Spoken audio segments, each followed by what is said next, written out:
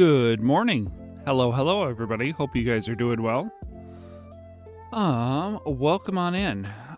Let's get to the old. There it is. Hello.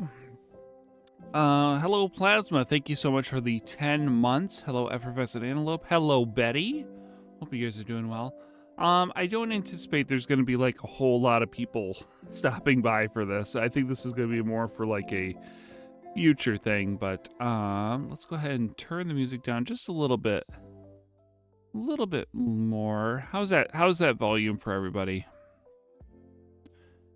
It's very loud on my end, so I'm going to turn it down on my end, but I want it to be kind of like low but in the background.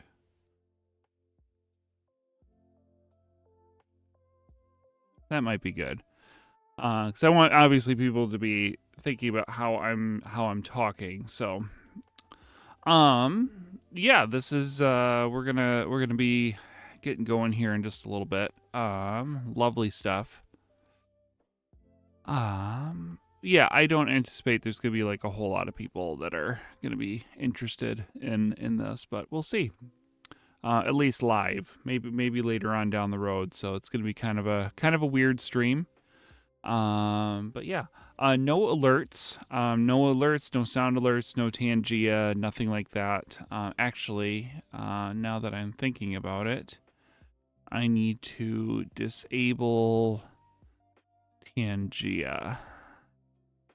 Where's my extensions?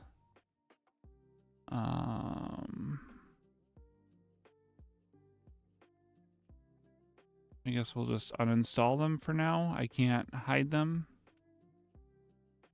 Okay, so those should be gone now. But yeah, I hope the music is at a decent volume over my voice.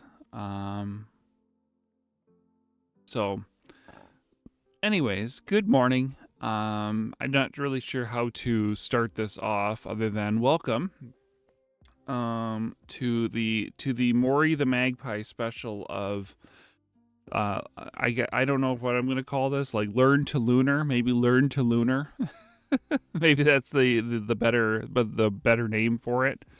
I don't really know. All I know is I've been wanting to do this for a while, and yeah, maybe, you know what? Maybe we'll Learn2Lunar is a perfect name for it. Maybe we'll actually kill the music because I don't want this to get copywritten. So let's just go ahead and just, we're not going to have any music. How about that? Yeah, so it's going to be just me talking, I guess. I just thought about that. So yeah, I think we're going to call this Learn2Lunar. It kind of goes in kind of works with like Learn2Kaizo. We can add that in post. Yeah, we can add music in post. Learn2Lunar kind of works with like Learn2Shell or Learn2Kaizo or Learn2Anything. So anyways, I think that's a great thing for it. Like I said, no alerts today. If you guys have any questions as I'm going, please feel free to ask. We might be able to do like a little AMA or have a little bit of fun with something depending on time. I'm planning on going for like 3 hours today, so hopefully we can get quite a bit in there. I will just directly export this to YouTube right afterwards, and I will add in some chapters and stuff like that. Not maybe right away, but soon-ish. And then I might break this up into smaller videos too for people. I'm not sure yet about that, but I'll at least have this VOD up with chapters so you can kind of see. So I'm not really sure how to start other than welcome. Like I said, if you have questions, feel free to drop them in the chat. You know what? I will have my chat up. Can we have my chat up? Is my chat in this scene?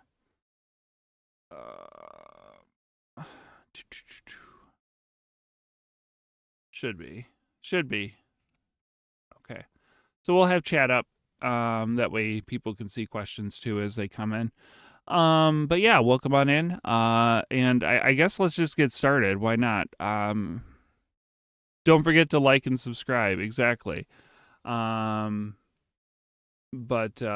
yeah, so yeah, I'm really looking forward to this, and yeah, we can just go ahead and get started. How about that?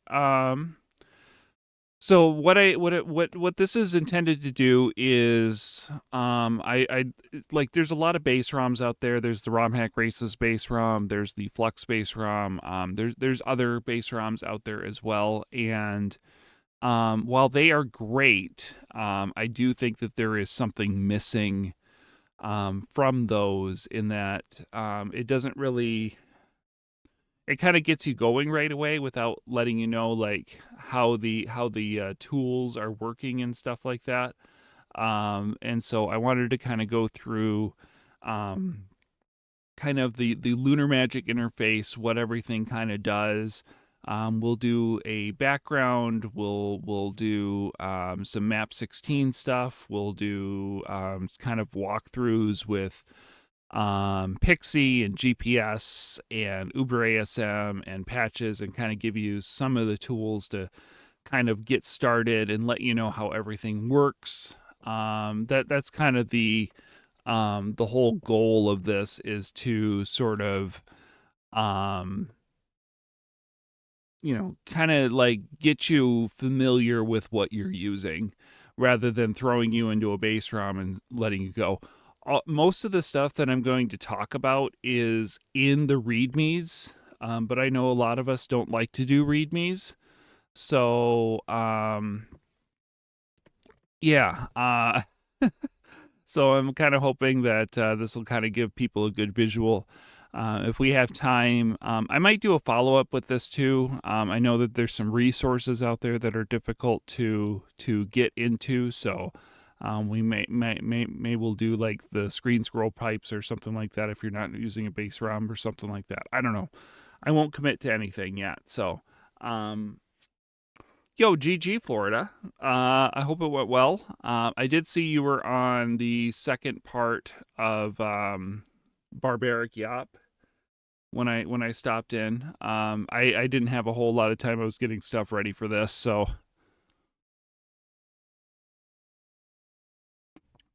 But yeah, I hope it went well. I hope you enjoyed the wedding fight, the Wendy fight. That's a hell of a fight. So hopefully you didn't get too salty. So, but GG, it's a tough hack. So, all right, very fun hack. That's wonderful. I'm really happy to hear that. So I worked really hard on it, and yeah, working really hard on part 2. So all right. So what we have here, I decided to create a folder for this. This is my Learn2Lunar folder.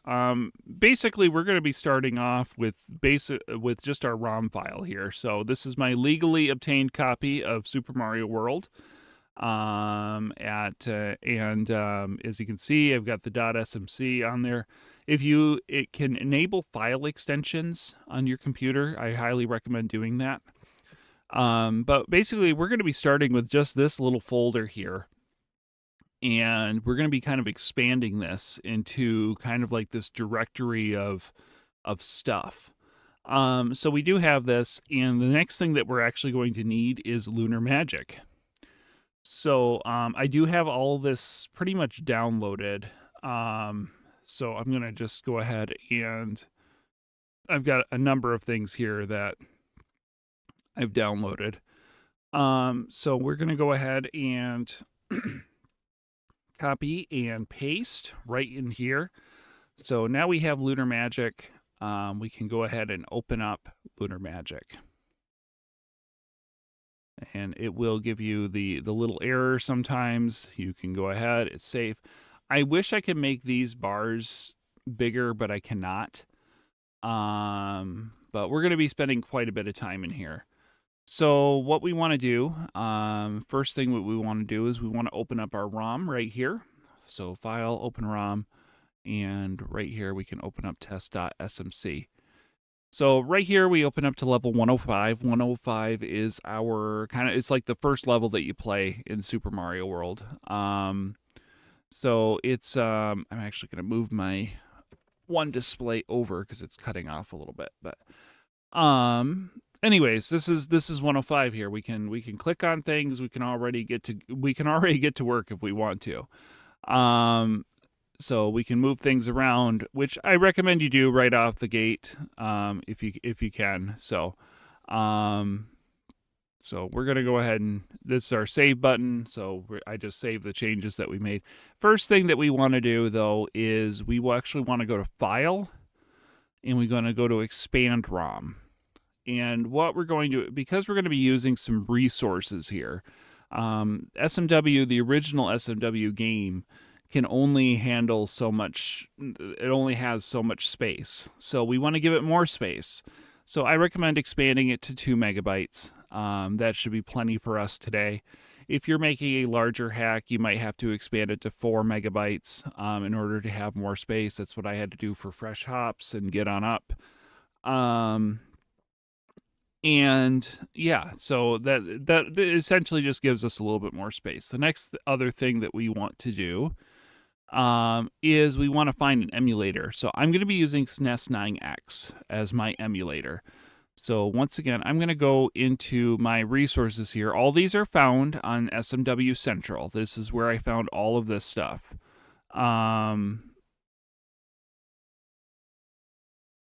So I'm going to go ahead and I'm going to copy my SNES 9X folder over here. And now that's in my Learn2Lunar. So already we're starting to build things here.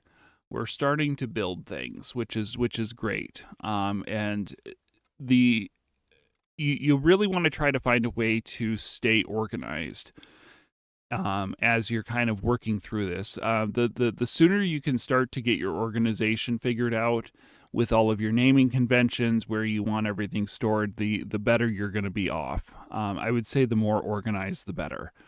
So we're going to go ahead and, so like I said, we've got our SNES 9X emulator right here. We also got some other folders here, so we'll kind of touch on a couple of those. The next thing we want to do is we want to set up our emulator. I already technically have one set up, but we're going to go ahead and change it to this. So we basically, it just allows me to browse my computer and find an emulator for it, which I just chose the SNES 9X.exe file. And yeah, there we go. So we're kind of, oh, Jackson's already barking here. Hold on just a second. We're gonna have to cut this.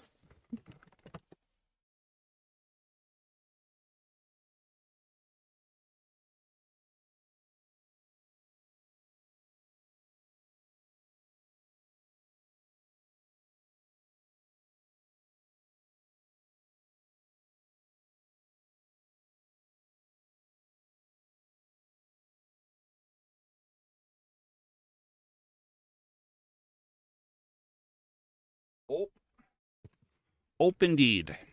So, all right. So where was I? So yeah, we kind of have the starting place here for our hack. You can see we can't really click on the enemies at all, but we can click on the ground, which is great. Clicking on the ground is fantastic. I'm just so used to going up here and saving after everything I do. We can touch coins, we can do bushes, we can't do anything with Mario. So let's kind of go through the toolbar here. We're going to just kind of glaze over this a little bit, and then we'll kind of get into the specifics as we go. So obviously these are our file directories here. In the top left, we have our open, we have our recents. We can actually open up a level number. It'll prompt me to save here before I do that. You can actually just navigate to a level here if you wanted to. Yeah, we are... what did I do? I think I accidentally did something. There we go. So you can do 107, and that'll get you there. I don't know how I just copied 105, but you know what? That's okay. we can actually, this will be a good time as we go along here. This will be another handy tool you'll need, is we can do a restore, restore ROM to a previous state. We can go back here. And 106 is back. So there is a little bit of a built-in restore state here. If you just go to File, Restore, Restore ROM to a previous state, you can kind of choose where you need to go. I don't know if that overwrote my... Okay, it already is that size. So you want to just double check and make sure everything is where you want it to be. That was a really good way to kind of explain that. So you have our open here, page up and page down on your keyboard will also allow you to navigate levels. We have our save button, we have undo, we have redo, and all these have descriptors on there. Layer 1 editing mode. So this is what we're currently in. You can see it's currently pressed. And this is allowing us to move layer 1. Layer 1 is typically our background, our terrain. I call it the terrain editor, just because it's basically allows me to edit anything that Mario is standing on. And I'm just using the mouse scroll wheel to go back and forth here. You can also use the button here if you wish. But you can see I can do all sorts of stuff to the terrain. I can press delete and delete. I can press undo to undo that, and save to save. So this is what we are going to use to edit our terrain. It does not include sprites. You notice I can't click on any of the Rexes, Banzai Bills. I can't click on this question mark, but I can click on this stuff. Okay. So that I can't do anything with the background, nothing like that. Right here is the layer 2 editor. So the layer 2 editor, if you're familiar with the cave levels, like the cave levels where you have the yellow ground that sinks into the lava, that would be something that would be on a layer 2. And you can see here, it's giving me when I click on this layer 2 button, it says layer 2 is currently set to use an image, not objects. Use the background editor. And so we'll get into that here in just a little bit. But basically, we can't edit layer 2 because it's just currently set for an image. Let's see if I can find a quick example here.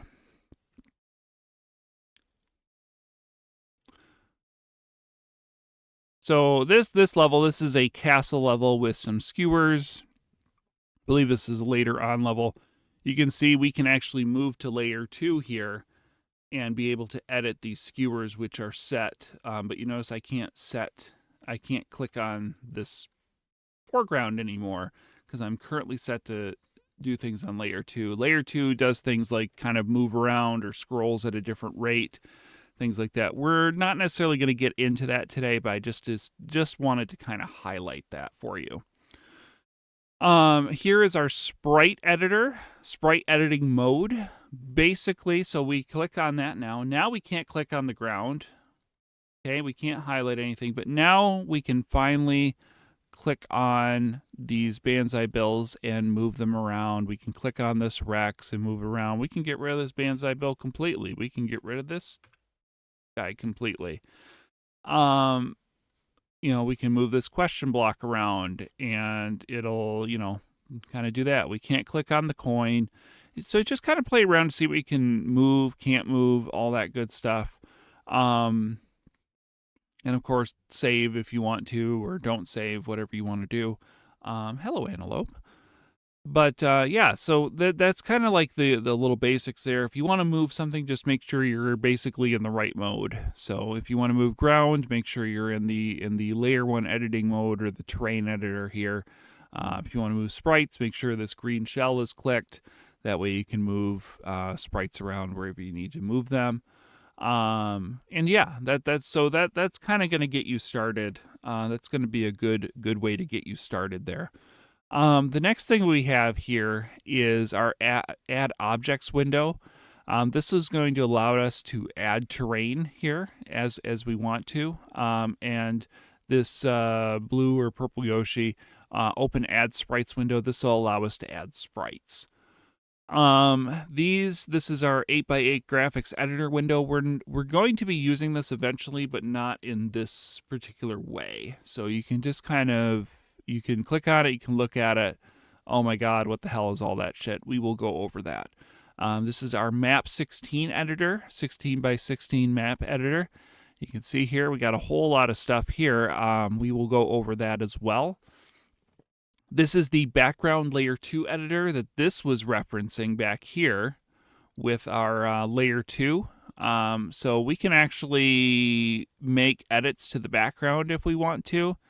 Like if in this mode, we can delete that cloud if we want to, if we don't like that cloud. We can also do some other things here. Nothing too major we're going to be doing with that. Layer 3, we're not going to really do anything with. We don't have a layer 3 image on our, we'll kind of go over layer 3, but if you have a layer 3 image, you can edit it through there. This castle here, this castle opens up our overworld editor. And because we had a layer 3 thing in there, we had to click on this reload overworld and discard unsaved changes. Really easy thing to kind of miss there if you're not familiar with that. So this little button will be handy for you if you can't see the overworld and you see like a layer 3 image. This will kind of allow you to do that. This is our overworld here. This has got all the stuff. We're not really going to go into overworld stuff today. We might at a later point, as far as like events and stuff. That's going to be like its own video because it's very intensive and very, very tedious. But anyways, this is our overworld here. You can see Mario's starting position right here. We can click on this in sprite editor mode. There's Luigi right underneath. We can move him to anywhere we want for a starting point. And the only other thing that I would really think that might be useful to you at this point is if we click on our little ghost house here for layer 1 16x16 editor mode,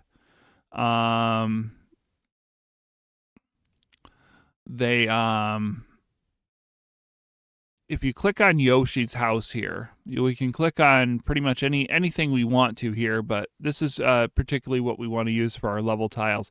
We click on Yoshi's house here and we click on this little yellow button here.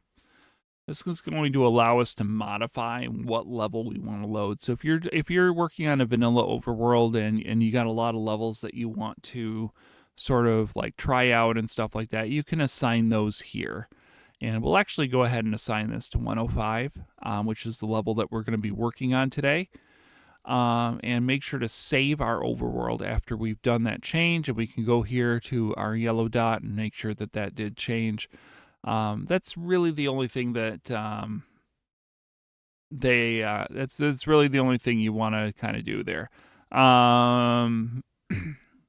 You see I have several positions of Bowser. Yeah, so overworld works in events. So basically it's anytime something happens, like it's basically a series of images. It's not actually like a video or anything. So when Bowser comes out of the water, there is a process to that.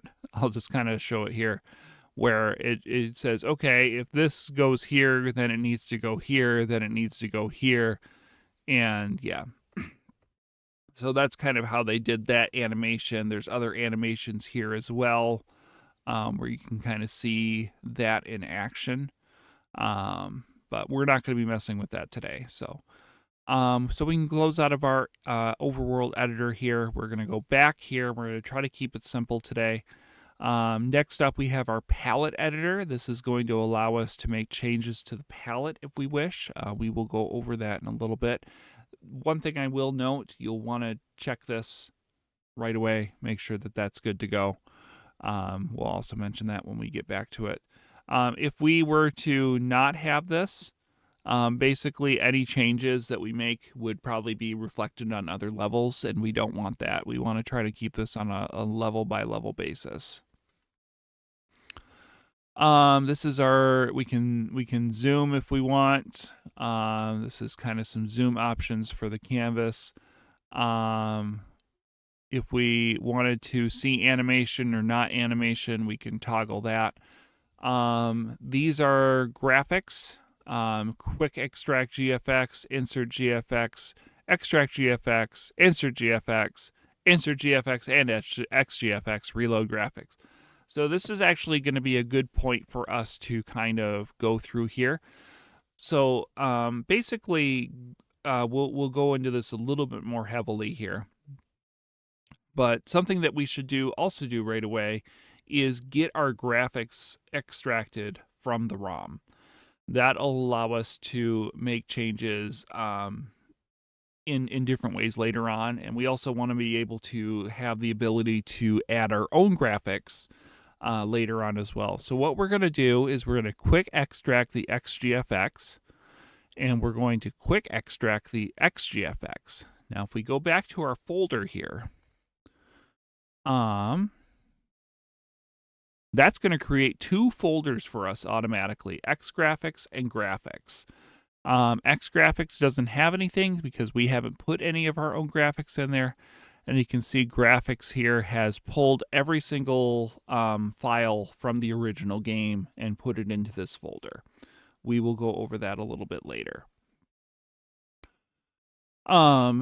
So this will allow us to kind of insert and extract graphics as needed. These mushrooms here, these poison mushrooms, these are also related to graphics. We will go over that in a little while, as well as the index of graphics. We're not going to be doing much with layer 3 today.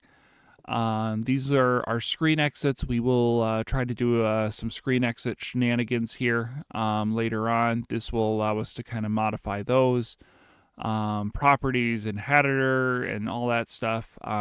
We will kind of glaze over that. Sprite header,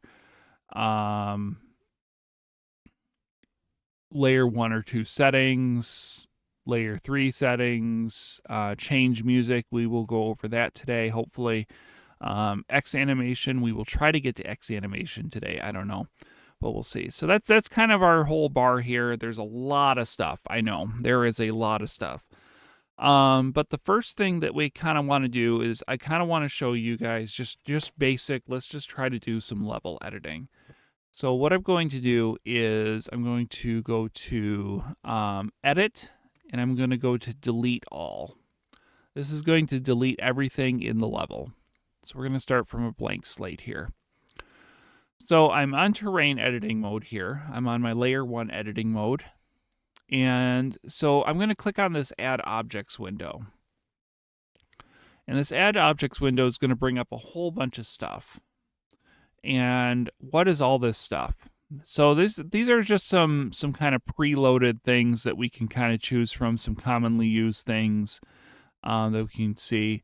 And if we have this cloud clicked, so this cloud, if you hover over it, it says hide objects that do not have the right GFX loaded in background 1 and foreground 3 or the right index set.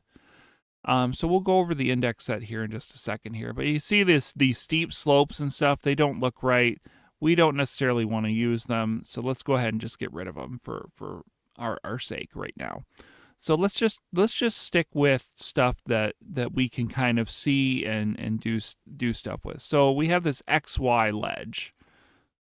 So this is the standard ledge. You can see we can drag it. We can do all sorts of things. If we left click and then right click, we can copy it. We can drag it. We can shrink it. We can do all sorts of stuff to it. We can just delete it altogether if we hit delete. But I'm going to go ahead and drag this right underneath Mario. And you see it only goes to a certain point. We can grab multiples, and we can just keep going with that if we wanted to. But I think that'll be enough for us for now. So let's try to add a little bit of decoration here. We can kind of we can see that these are coin question blocks. These are put in as sets of 4 We can drag those down to 1 and then left click, right click. And now we have some question blocks here. We can add in throw blocks the same way. We can have a set of 4. We can have a set of 2. We can have a set of 1 right there. We can put a throw block there. Piranha plants, we can have, and when I say sets of 4, that's just how they're inserted, but you can even expand them if you wanted. We can have a whole level full of munchers if you wanted to.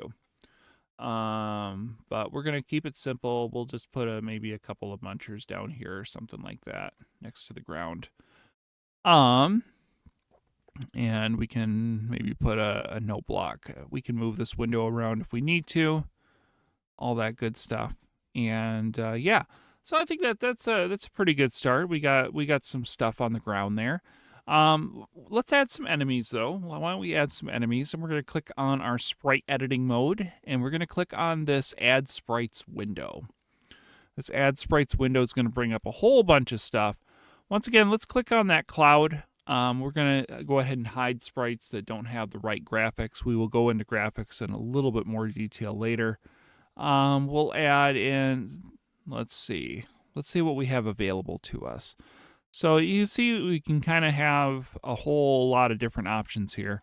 We'll have a left flying question block, and we'll have another one here. Now you notice that these have 2 different things here. So depending on their X position, which is their left-right position, these will change into different sprites. So if you're designing a Kaizo hack, you'll want to try to pay attention to that, or a standard hack. You don't want to necessarily give a player too many things here. So we'll stick a coin and a 1 up there. And let's see, we'll go ahead and let's throw a couple of Goombas here. And these Goombas here will stay right there. I think that's a pretty good way to kind of start things off. So we've already set up our emulator, right? We've already set up the emulator. We've already navigated it to SNES 9X. Once again, if you have and set up your emulator, just go to here, File, Emulator, Set up Emulator, Browse, and we can use the 64-bit or we can use the regular thing here. We'll go ahead and use the 64-bit. And if we wanted to try this out, okay, you can see here, run ROM and emulator. So we can go here through the File menu, or we can just hit F4. I'm going to go ahead and hit F4. I will bring this over here. And if you have a controller, you can set up your controller here, but I actually just have my keyboard with me, so that's lovely. And it looks like that's already set up, so that's all well and good. I'm actually going to change a couple of things here. So basically, I'm just going to kind of remap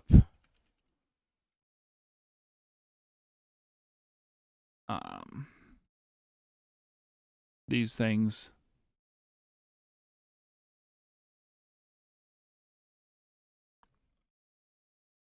All right, so there we go there. It's gonna go into it's basically treating it like we're in the game, okay? I'm actually gonna hit tab. That's usually fast forward stuff for me. And you can see here, we made that change to our overworld, okay? So we can go right into Yoshi's Island 1. And here's our new level. This no longer does anything with level 105, right?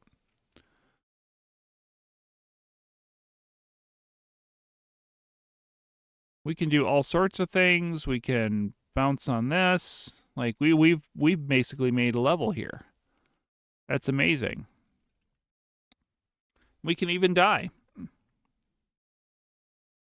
So right there, we've already made edits, and basically just by using these sorts of tools here, 42 minutes into this video, or at least 42 minutes into the stream, we can actually get quite far with what we're doing here. So those are these buttons here will become your friends for sure. The other thing that's going to become your friend is something called map 16. Map 16, we went over this earlier. Map 16's right here. Basically, this is a objects window right here that we had before our terrain editor, but it allows us to kind of get things. You'll see a lot of different broken pieces here. These are all the things that are currently loaded into this level. And what do I mean by loaded? So there's a lot of things in Lunar Magic that works together.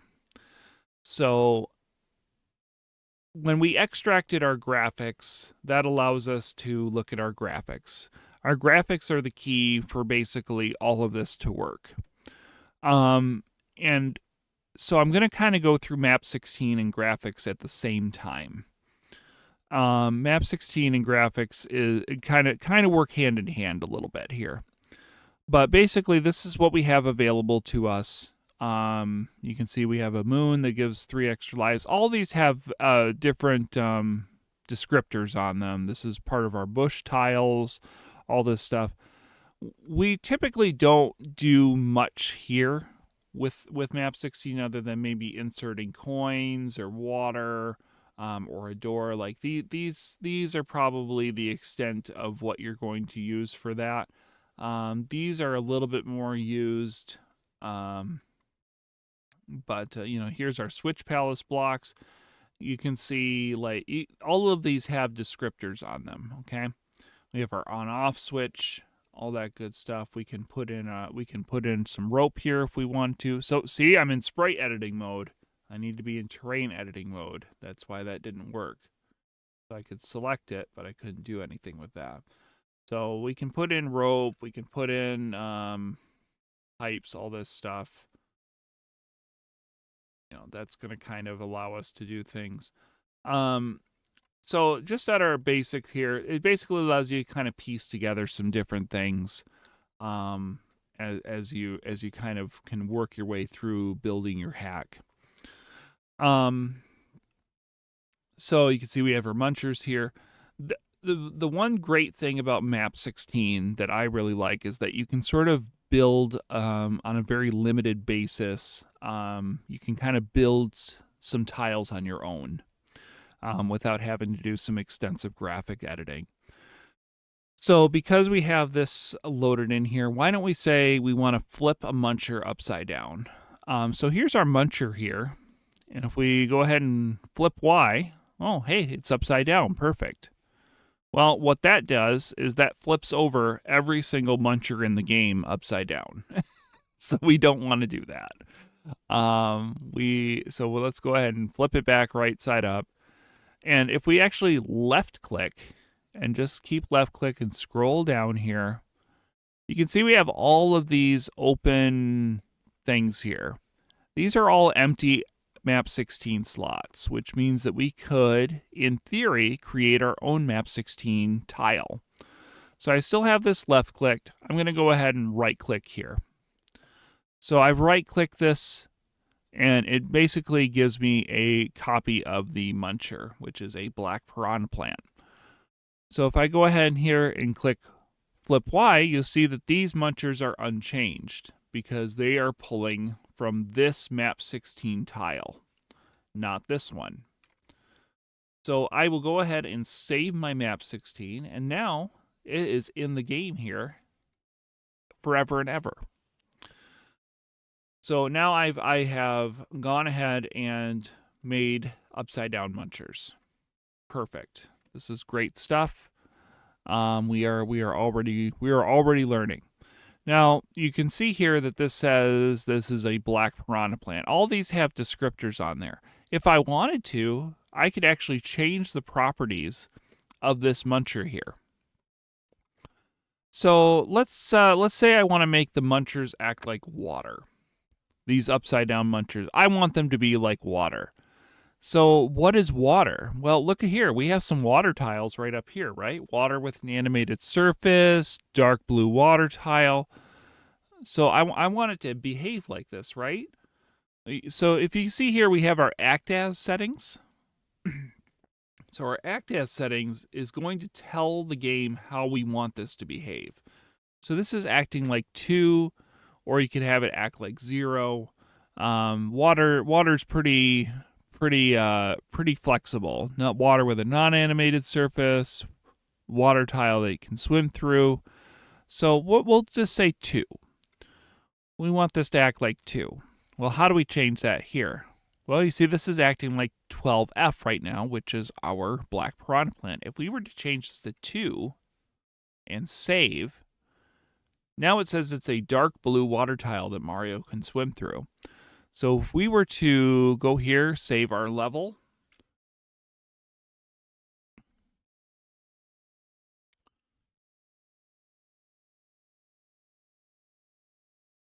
I meant to put one of these, a few of these at the beginning of the level. So you can see here, I can actually swim through these munchers now,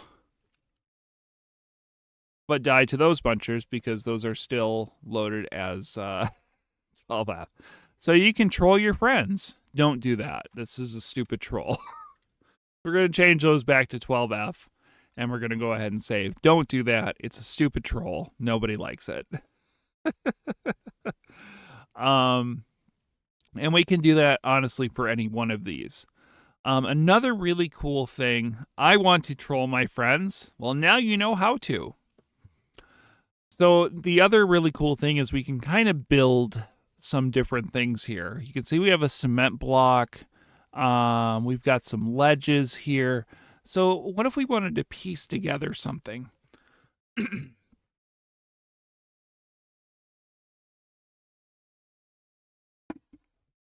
Awesome. That sounds great, Lindsay. Going to work on a hack just for me. Awesome. So I'm going to go ahead and make copies of this. Good job, Anev. So I'm going to make a copy of a cement block, and I'm going to make a copy of this a ledge tile here, which is pulling from this. Oops, all trolls. Great. So we're going to go ahead and save our map 16 here. I kind of want to do something with these 2 tiles. So up here we have our 8x8 editing mode. This will turn our little selection tool into a dot where we can individually select different things. That was up here, 8x8 editing mode. So I'm going to go ahead and we can click or we can drag, whatever we want to do. Let's go ahead and click here, and we're going to make another map 16 tile right there. And here we have like maybe some decoration of some sort that we can kind of piece together. And we can actually take our map 16, you can see here, and kind of make a little haphazard decoration. Now it doesn't look quite right. We can certainly fine tune that a little bit, but you know, honestly, I think it for our first time it looks okay. We can kind of maybe we'll try to clean it up a little bit. So I've taken our ledge tiles here, and what I did, so you can see I did something really quick there, and because I'm instinctively doing this, we can flip X and flip Y. So we already went through the flip Y by flipping our muncher. We can also flip our X axis. So you can play around with that a little bit. So I kind of want this match, so that means I'm going to need to get maybe like some sort of a ledge tile or something like that. So let's see if we can kind of piece together something here that might be a little bit better. And that might be a little bit difficult. You can kind of play around with this a little bit. I don't want to spend too much time on it. Because, you know, we do have a lot to get through today. We have a lot to get through today. All right. Sounds good, Lindsay. Thank you so much for stopping by. I appreciate it. Have a good rest of your day at work. So we can kind of play around here, create some different tiles. We're going to go ahead and grab this one right here. This one looks like it'd be a good edge tile. This one also. And let's go ahead and save our map 16, and we're going to get out of 8x8 editing mode. We can just unclick that. That way we can select the whole tile. And right there, look at that. We've made a nice little decoration here. Just using that.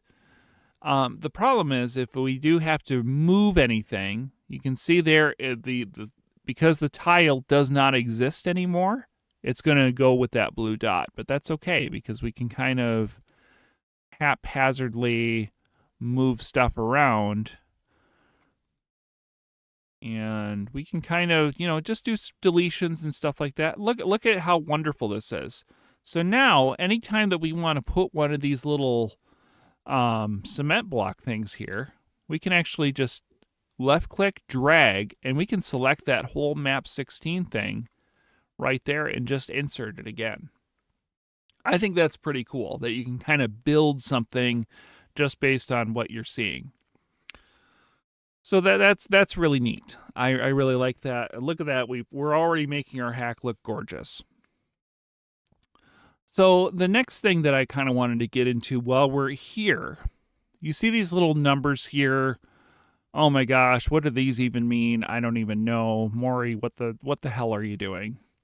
So what do we say? Let's say we're inserting stuff and life is going great, and we're doing stuff. We're saving our map 16. We're saving our level, and we accidentally hit delete on our muncher, and we save map 16. And oh my God, what the hell did we do? Let's close out of Lunar Magic. We'll close out of Lunar Magic here. And Maury, what the hell? You deleted the munchers out of the game. You deleted the munchers out of the game, and you can't go back. You can't go back, Maury. You deleted the munchers. So let's go back into our map 16 editor. I told you we were going to go over this little button here, view the 8x8 tile selector. We're actually going to access it from in here. We're going to access it from in here. So basically, this is allowing us to see basically anything in the game. If we hit F1, you can see there's some weird numbers here. These are the current graphics slots that are loaded into the game. Now you can see here in foreground 1, 14, you can see our munchers are right there. So our muncher, we didn't actually delete the munchers out of the game. We just removed them from being accessed. Now we could be smart and we could take our upside down muncher here. I'm going to unclick F1. We could go over here, we can click this, and we can bring that up here, and we can flip it horizontally. Or we can use our 8x8 tile editor. We can click on that, and we can actually grab here, left click, right click, left click, right click, and there's our munchers back. So we didn't actually delete anything out of the game. We didn't modify the graphics files. We just prevented them from being accessed in our map 16 page or, through our add objects window. So let's go ahead and close this. So, never despair. There's always this. If you actually edit the actual graphics files, that's when you kind of get in trouble. But that's a neat little trick that I kind of wanted to show you. But you notice that they don't look quite right. So we're going to unclick our 8x8 editing mode, okay? And we're going to click on our muncher that doesn't look quite right. You see it's using palette 0. So this is using palette row 0. Can I open this at the same time? So there are 7 palette rows available to us in map 16. This is palette row 0 right here. That's what it's using. 1, 2, 3, 4, 5, 6, and 7. So that's what this is referencing, is these palette rows right here. So if we click on here, we can go palette 1, and we can actually use our up and down arrows at this point. See, that one looks close, but it's not quite right. It's got a little bit of green tint to it. That's got purple, that's white, that's green. There we go. So this actually uses palette row 6. And we could have also found that out. So we're going to go ahead and save that because we did find it. We actually find that out by going here as well and seeing, oh, yep, it uses palette row 6. But another thing that we also want to check is right now these are acting as 130. So you want to make sure to change that back to 12F so that it behaves the proper way. And we can also find that out by going here as well. So that's just kind of if you accidentally delete something, it's not the end of the world. So, because it does happen. It does happen occasionally if you're not careful. So there you go. We have our munchers back in the game. They are properly functioning. Life is great. So that's kind of a little bit of a crash course on map 16. I know I didn't go. Does anybody have any questions about that at all? Any questions thus far about what I'm doing, or is it all pretty straightforward? Sec. Okay.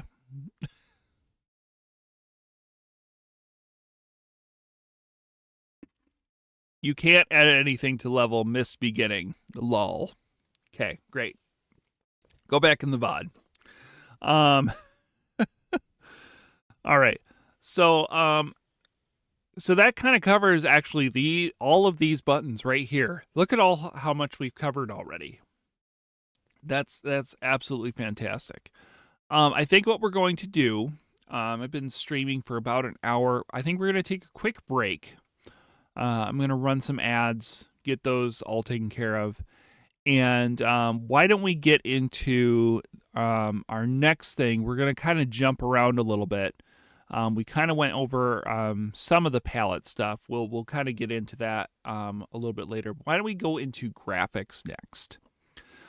We will do the graphics section of the tutorial. So if you guys do have any questions, feel free to let me know. I will absolutely do my best to answer them. But we are going to take a quick break because I need to rest my voice a little bit. I'm starting to like blah, blah. So let's BRB and enjoy some clips or get up and stretch, do your thing, and I'll be back in 3 to 5 minutes. So stay tuned. Thanks for joining me.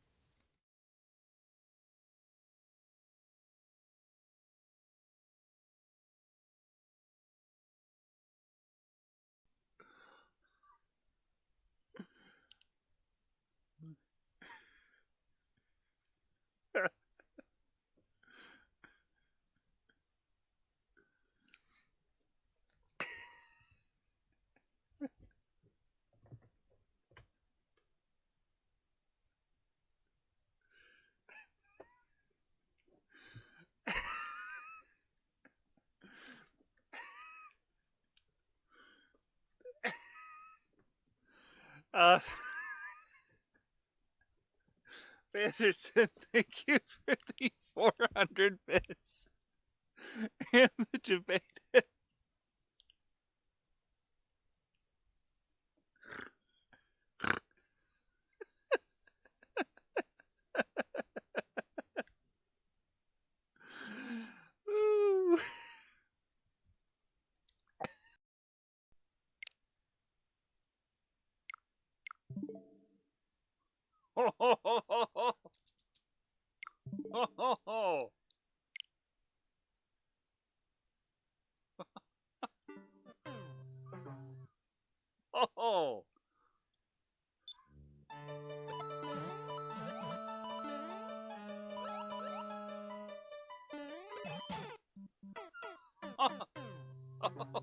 That is terrifying. That is terrifying.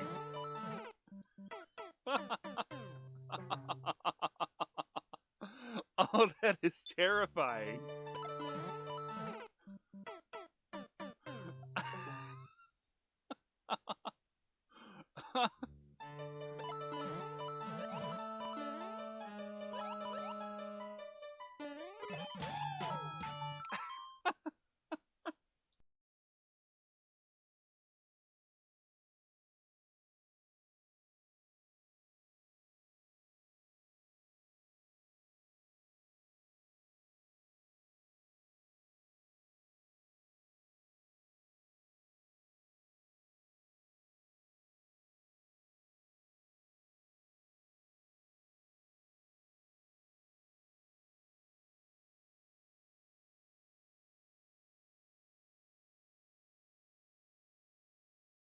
mean, does that really shock you?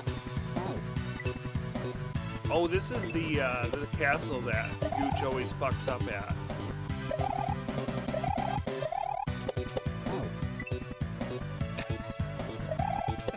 But thank you very much for using your one and only Prime Gaming sub on me. I really, really appreciate that.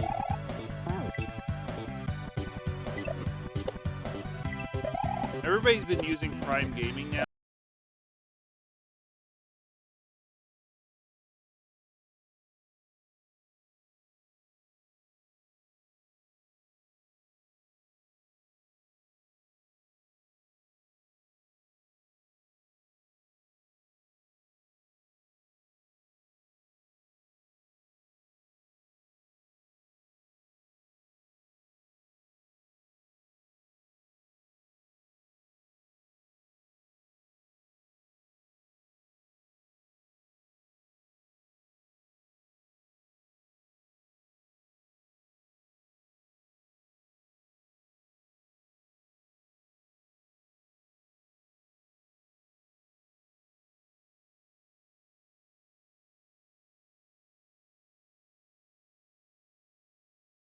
All right, we are back. Hello, hello. Hope you guys got something to eat, drink, whatever, got up and stretched.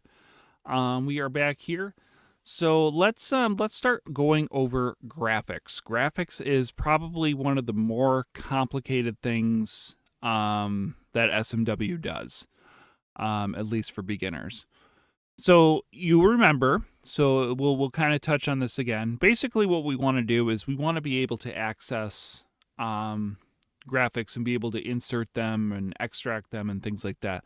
So earlier we clicked on these 4 mushrooms right here, which is these 2 mushrooms, I'm sorry. The red mushroom, which extracted all the original game files, and then this blue purple mushroom extracts the ExGraphics. So if we go back to our folder here, our Learn2Lunar folder, we see we have an ExGraphics and a graphics file here. We don't have any of our own graphics that we've inserted yet, so that folder should be empty. These are all the original game files here. If we were to edit these and insert them into Lunar Magic, this would directly affect our ROM. If we were to delete the munchers completely from these graphics files, the muncher would no longer be able to be used in the game. The graphics wouldn't. The muncher would still function, but the graphics would not. So that's just because you have different graphics for things, graphics does not equal functionality in the game, if that makes sense. So you can delete the muncher from the game, but as we can see, we can change map 16 to be kind of whatever we want. So we could have a throw block act as a muncher if we wanted to. So just because you edit graphics doesn't mean you edit the functionality of what you're doing. So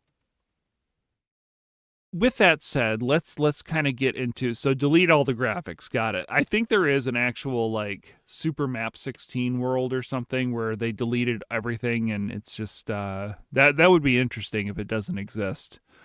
So we're going to open up our Super GFX bypass dialog, or the red mushroom. So as you can see, we can't really do anything at this moment because everything's grayed out. But what we want to do is be able to enable the bypass of the standard GFX for this level. Once we've clicked that, then we can change things. So what do all these numbers mean anyways? So we have a 14, we have a 17, a 1B, 15, 7F. For our foreground, background sprites, we've got all these different numbers. What the hell? What the heck, Maury? So if we look side by side here, and we open up our graphics folder, these files right here, all of these, correspond to these, the GFX, okay? So foreground 1 is actually calling from GFX 14. Foreground 2 is calling from GFX 17. And so on. SP1 is calling from 0. This is calling from 1 and 13 and 20. 7F is our general rule for skipping files. So if something is loaded into 7F, you can't have something 7F that's meant to be a skipped file. So nothing's being loaded in that currently. But because we have a GFX 0, we can't just put 0 in there. So we do 7F. So it also tells you here, standard GFX files 0 to 31. ExGFX files are from 80 to FFF. Remember, it's up to you to insert any ExGFX files used. So because we want to use some of our own graphics, we want to be able to insert those. So that's why we extracted that ExGFX, the ExGraphics folder. So I do have a background here that I have downloaded. And let me pull that up. Resources for Learn2Lunar. Apparently I had that idea. Let's see here.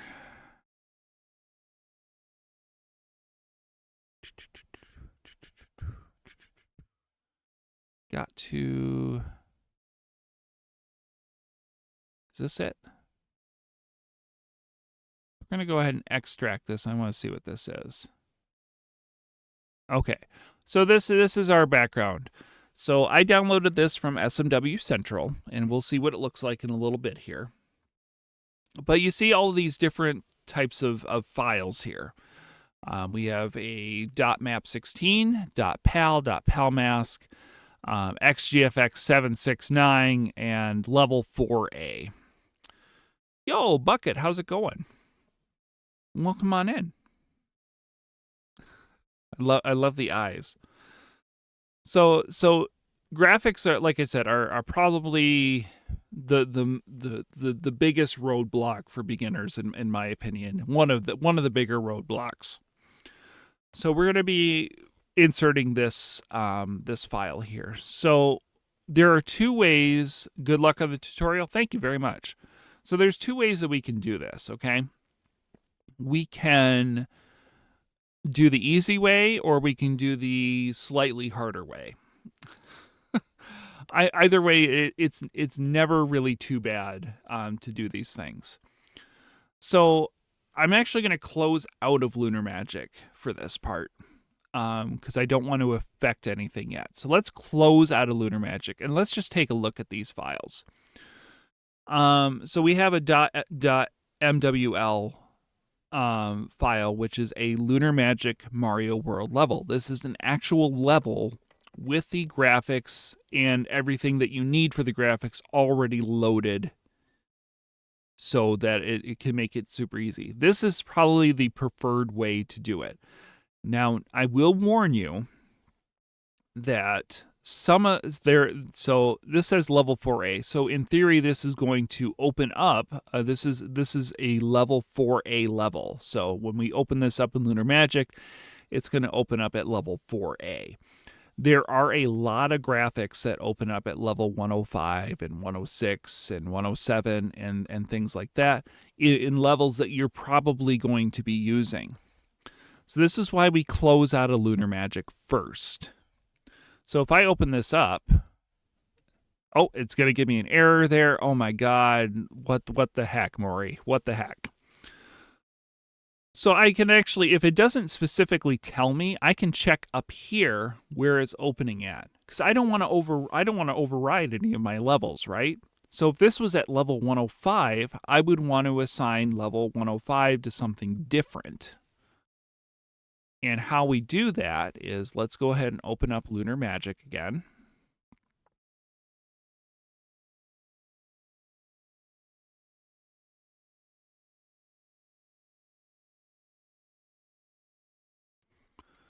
And Learn2Lunar. Okay, there we go. So if this background could have opened up at level 105, and all of this would have been overwritten. We don't want to lose that. We don't want to lose that at all. So if we do need to save something maybe temporarily, we can go up here to File, Save Level to ROM As, and we'll say that we'll save this as level 106. So I have just overridden level 106. And now if I'm doing page up and page down, you can see that the level number is changing, but the graphics are not. This is a good way to kind of like do a CYA or cover your ass to make sure that you don't lose any sort of data while you're doing that. And that automatically saves, so we don't need to do anything else with that. Luckily, this opens up in 4A, so we should be good. The graphics that we want to use. Let's close out of here. All right, so we've just opened up this file here. So we have the Mario World level that we're going to use to import this. We also have our ExGFX 769. Now, the great part about ExGFX is that basically the numbering system doesn't really matter. It sort of matters, but it doesn't. Right here, they've this person who has done this graphics rip has already chosen a number for us, and that's because they've included the level. The level is going to have ExGFX 769 loaded into it. Okay. So for us, if we wanted to choose, if we were like, well, I'm already using 769, or I don't want it to be 769, we could, in theory, change it to whatever we wanted to. And we'll show you that here in just a second. So this is how we're going to start. We don't necessarily need to, the only thing that we really need to do is we need to take our ExGFX 769 and we need to copy it. And we need to go into our ExGraphics folder in our hierarchy here that we've got going on, and we need to paste it. So it is not in the ROM yet. We need to open up Lunar Magic, and we need to go to our test SMC, and we need to click on this button right here. Quick Insert GFX and ExGFX to ROM and Reload Graphics. So now that we've clicked that, it says graphics insertion complete right down here at the bottom. That's how we know that we're good to go. So we already know that our levels, that our graphics sample is going to open up at level 4A. So we are actually going to go up here to our file, open level from file. And what we need to do is we need to find, so I had already downloaded it, and it's in my resources, all this stuff, and there it is, level 4A. So let's open that up. Well, why is it still not working, Ori? You put it, so, I mean, we have 769 right there. Why is it not working? What the heck is going on? What are you scamming us? There's one more step that we need to do, and it relates to map 16. So if we go up to our map 16, oh, we can't do that while there. But essentially, you can see where the 769 gets used, our ExGFX 769. We just type in 769 there. Okay? We could piece it together with the 8x8 tile editor, but you noticed, if you were astute, we have a map 16 file. So right up here we have import map 16 tiles from files. So we're going to click on that. And right here, you can see we have a map 16 file. So if we click on that, there's our tiles that we need, and we can go ahead and click Save. And look at that gorgeous background. Isn't that wonderful? So this is on level 4A, and we're going to go ahead and save our level. Okay? But I kind of want this background for the level that we're working on, and it's on 4A right now. So let's go, and we're going to open up level number 105. Okay, you can see here we have our pretty mountains, but we want to kind of upgrade that. Okay, so we're going to go up here to our Super GFX bypass. And we're going to go ahead and click on the enable bypass for that level. And because it was in background 1 slot for that particular background, we're going to change this to 769. Now that kind of messes things up a little bit. So what we want to do is we actually want to go and open up our background layer 2 editor. Okay, it's going to open up our background as it currently is. And we're going to click on this button right here, copy background image from other level. And we can, because we know that opened up in level 4A, we should be able to click on level 4A, and there you go. Well, it still doesn't look right. Those clouds are nice, exactly. It still doesn't look right. So what do we need to do? We need to get the correct palette for that level. So let's open up our palette editor. We can see that the right palette is not really loaded. It's still using these blues and stuff. So we can click here to import level palette from file. So let's click on that. And it automatically opens up. We might have to do a little bit of searching, but we do see it right here, our .pal file. That is our palette file for this level. And we can open it, and there you go. We now have this beautiful, beautiful palette. The other option that we could have done here is we could have gone to level 4A, okay, and we could have saved this as level 105. But I wanted to show you that way of doing it because it would have overridden everything that we have already done in this level. Now, there's, we could certainly copy and paste and all that stuff and things like that. But this is kind of the more streamlined way to kind of do it, especially if you're working on a level. So right there, look at that. We have our own custom background. So super simple, right? You will find that there are a lot of things in Lunar Magic that are super, super tedious. This is one of those things that's super tedious. And I do recommend, if you can, to choose your backgrounds and all of your foreground stuff before you start working on your level.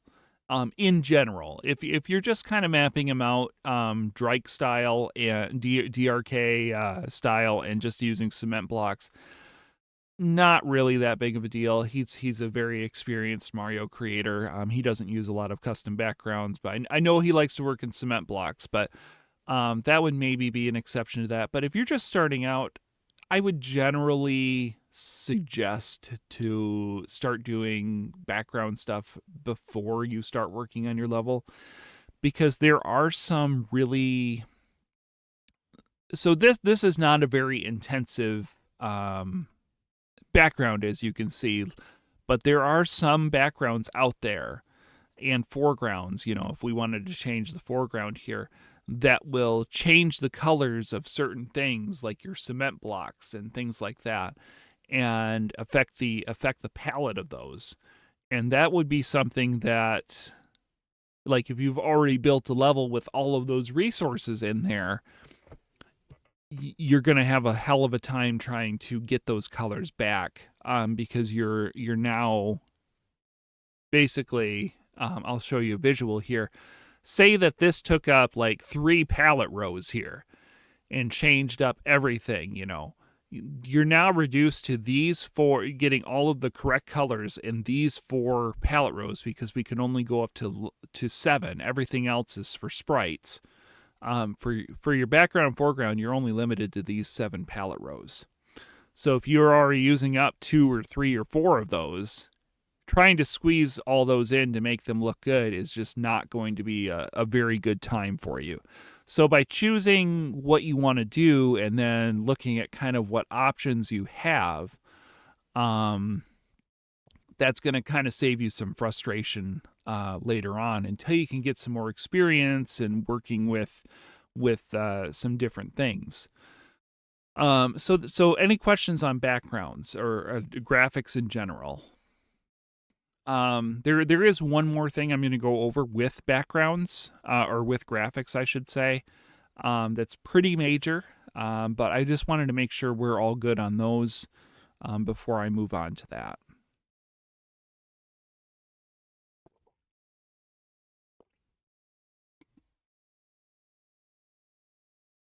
Give you guys a second here. But it's a gorgeous, I like this little background.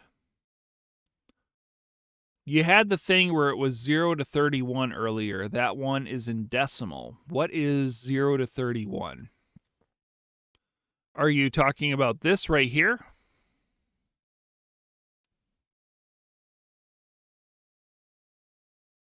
The GFX files for there, yeah. So these are all in decimal. These are not in hexadecimal.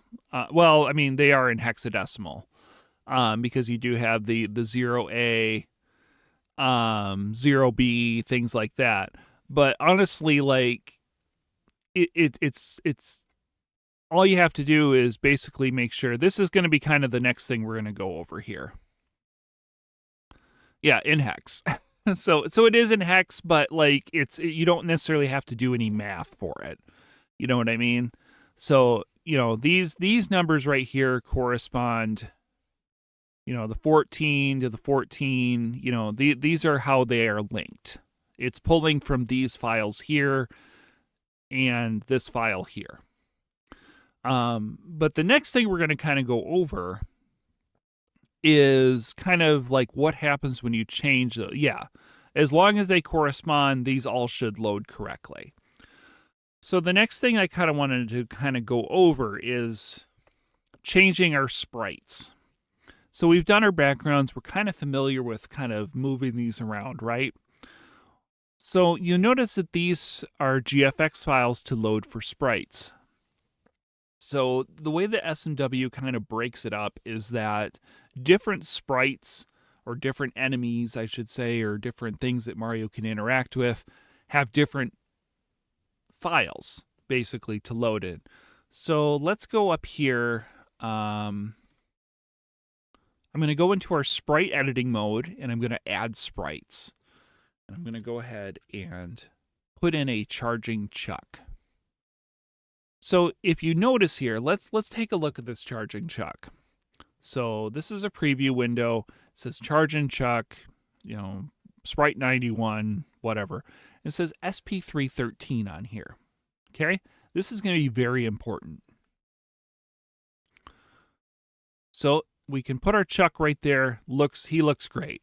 Charles looks great. So if we go back up here to our Open Super GFX bypass, you'll see in SP3 we have graphics number 13. We go back to our add sprites, SP313. So in order for the correct graphics to be loaded for the charging chuck, the SP3 number must be 13.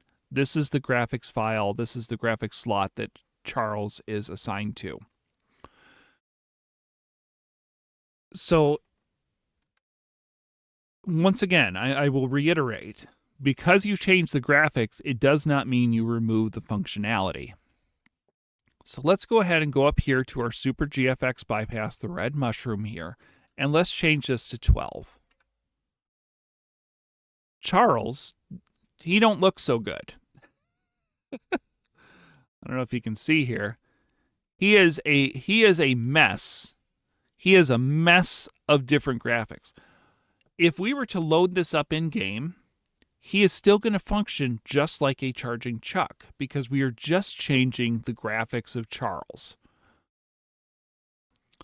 So if we go back up here to our red mushroom and we change this back to 13, he is going to load his correct graphics. Sus, can you tell me what code I should change in the ASM of the chuck so it does cartwheel when it celebrates? No, because I don't know. I don't think that's possible.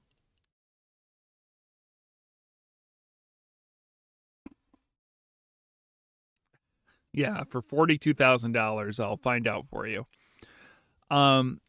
So do know that there is a difference between functionality and graphics. and functionality are two separate things. This chuck will always function no matter what graphics I have loaded into it. It just might look, if I go back here and change this to 12, it just might look like that, but it will still function like a charging chuck. That is something that I think we sort of miss when we're learning. As we think because the graphics are broken, the sprites got to be broken. Well, that is not the case at all. All right, so we have charging chuck here. We also have SP420. SP420. Let's see here. So if we go up here, we can actually do tile set specific sprites. So this is going to be helpful for you for kind of learning what goes where. So this is only going to pull up sprites within these specific tile sets. Niv, and I really wish I could shoot him. Wow. So this is only going to pull up our available sprites within this specific tile set. So you can see we have our Banzai Bill, we have our Rex, we have our Timed Lift. We can throw a Rex in here. Let's get rid of some of these other sprites just to clean it up a little bit. We can trap Charles up here. He can kind of do his own thing here. We can put him in a box. It'd be great.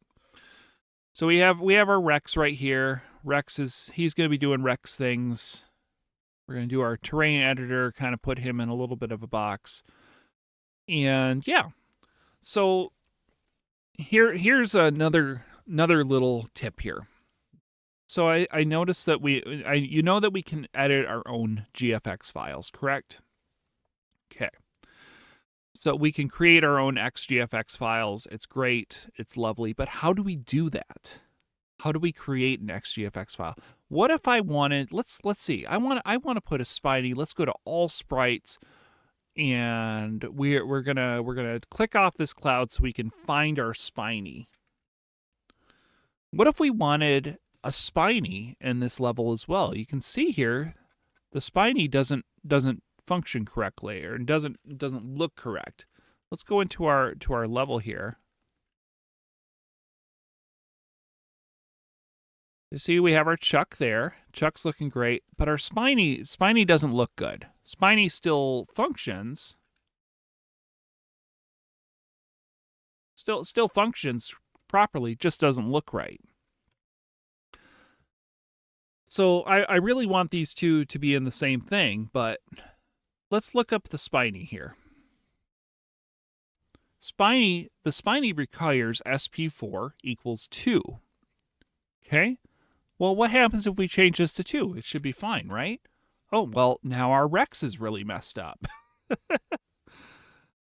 So we have a couple of options here. We can try to make it work with just using the Spiny, but we want both. We really want both. So let's go ahead and let's download another program. I already have this program downloaded so that we can move right along here. And we're going to go to resources, and we are going to have a little program here called YY-CHR. YY-CHR is what we're going to be using for our graphics editing. So let's go back into our Learn2Lunar, and we're going to copy this and paste it into our folder here. And we're actually going to close out of Lunar Magic. Let's go ahead and save our changes here. We're going to close out of Lunar Magic, and we're going to open up. You see YY-CHR, it's got all this stuff here. We actually just want the .exe file. It's going to try to throw us a warning here. Oh, maybe not. Okay. So this is YY-CHR. YY-CHR is our way that we can actually create graphics in here. We can do all sorts of stuff. It's a really useful tool. So what we want to do is we want to create our own GFX file. So we're going to go click on open. What file do we want to sort of mess with? Well, we actually want to mess with this. So if we open up our GFX2, so basically what I've done is I've gone to our graphics folder within our ROM hacking folder, and I've opened up GFX2. Well, it doesn't look quite right. We actually need to change this because multiple games can use this, like the NES, Game Boy, all this stuff. We actually need to change this to the 4BPP SNES PCECG. This is what that uses. And you can see these are the graphics files that are contained within GFX2. This is really, really going to be useful, right? GFX2, you can see all the different things in here, and we could also find this out with everything. Now, we want to be very... Finally, you can learn some good stuff. Hello, Saffros. So we want to be very careful here, because these are the original game files. If you're just doing this for the first time, I would recommend just making a backup of your graphics files. But I've done this a couple of times. We're going to go ahead and just persevere. So we have this here. How's the hacking going? It's going good. We are learning some stuff today. Yeah, we can make a charging chuck cartwheel. Sure, why not? So as you can see here, we have our spiny right here. We want it, but we don't see any Rexes. So I'm actually going to do a little bit of a shortcut here. I'm going to go back into my graphics file. And if you remember right, in SP4, we had 20 loaded. We had graphics file 20 loaded. So I'm going into my graphics. I'm clicking on GFX20. I'm going to, like I said, I'm going to do a little bit of a shortcut here because I'm really only going to open up .bin files with YY-CHR. So I'm going to just automatically tell it to open there. All right. So we're going to go ahead and change this over. And you can see these are our graphics for GFX20, and you can recognize that these two right here, actually these three, are what are being used by the Banzai Bill that we want to be used by a Spiny. Here is the important thing. Remember, you are actually editing the original game files here. These are the original graphics files. Anything you do with these will affect everything in game. But I'm gonna show you what we're gonna do here. So I want these Spinies to be in this graphics file so I can have Rexes and I can have Spinies. So I'm gonna go ahead and I'm gonna actually right click, hold my right click, and I'm gonna drag right here so I can select these things. These graphics right here I know are the ones that we need. These are the graphics right here for the Spiny falling if I wanted it to fall, and these are the walking frames for the Spiny. I'm going to hit Control-C. This puts it into my window here where I know it's been copied correctly. I'm going to go over here to my GFX20, and I'm going to right-click this top corner here where I want my paste to start. I'm going to do Control-V. So I have overwritten part of the Banzai Bill graphics. So I will not be able to use the Banzai Bill in this level without it looking really fucked up. So I'm not planning on using the Banzai Bill in this level, but I've just overwritten it. Now I can save this as GFX20, but if I save it as GFX20, every single Banzai Bill is going to have these graphics, which I do not want. So I'm actually going to File, Save As, and I'm going to go to my ExGraphics folder. And so we will need to rename this. You can see we're going to follow our naming convention here of XGFX 769.bin, but we're not going to do that. We are going to, because this is a sprite file, We're going to name this 80. I would highly recommend you find some sort of a structure that works for you in determining how you want to organize your XGFX. So we can go from XGFX 80 all the way to FFF. That's the one that we can do. Some people don't really care. They'll do 80 for a sprite, 81 for a background, whatever. Some people will do 80 to 199 for sprites and then 200 on up for backgrounds, things like that. Find the one that works for you.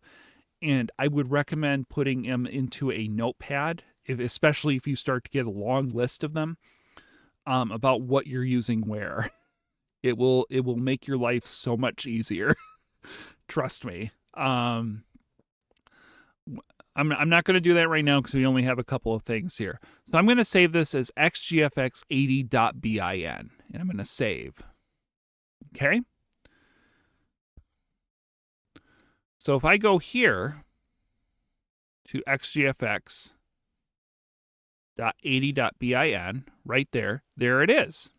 Perfect. So now we need to get this into the game.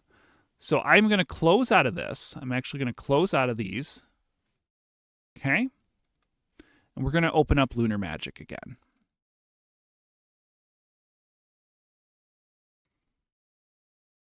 I'm going to open. There it is. So we see that our graphics are not in here yet. So we're going to go ahead and click on our yellow mushroom here, insert XGFX and GFX into the ROM, reload graphics. Now it's still not going to be changed because we have to do one more thing. We have to go to our red mushroom here, and we have to change this SP4 that was originally 20. We need to change that to 80. And there you go. We now have Spinies and Rexes in the same level. This is the way that I do it. And yeah, it's a really, really, really cool thing. And these will, let's go ahead and save our level. We'll go ahead. You can see our Chuck here. And look, there's our Spinies and our Rexes existing as one. Perfect. So that's just a really quick kind of dirty way to do that. In case you didn't know, Spoons made a really nice tool. Windows Explorer uses bin thumbnail to generate thumbnails. Okay, very good. So I will put that, I'll try to put that in the description. I have not used that tool before, so, but if Spoons made it, it's probably a good one. So, but any questions on graphics? So again, I do want to reiterate, if we were to get into a Banzai bill, you can see that the graphics are kind of broken on this.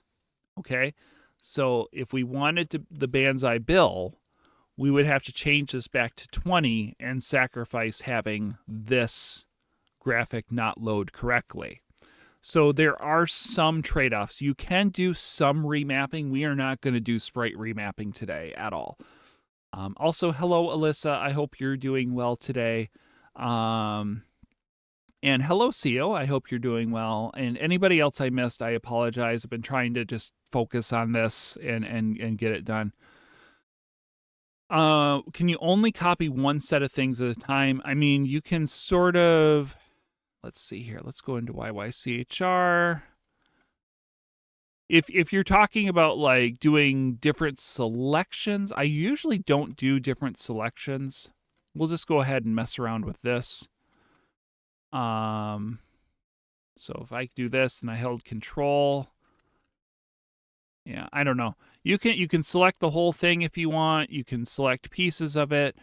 There are different tools here for doing some color remapping. We're not going to go in there today. I don't feel like that's particularly important for a beginning ROM hacker.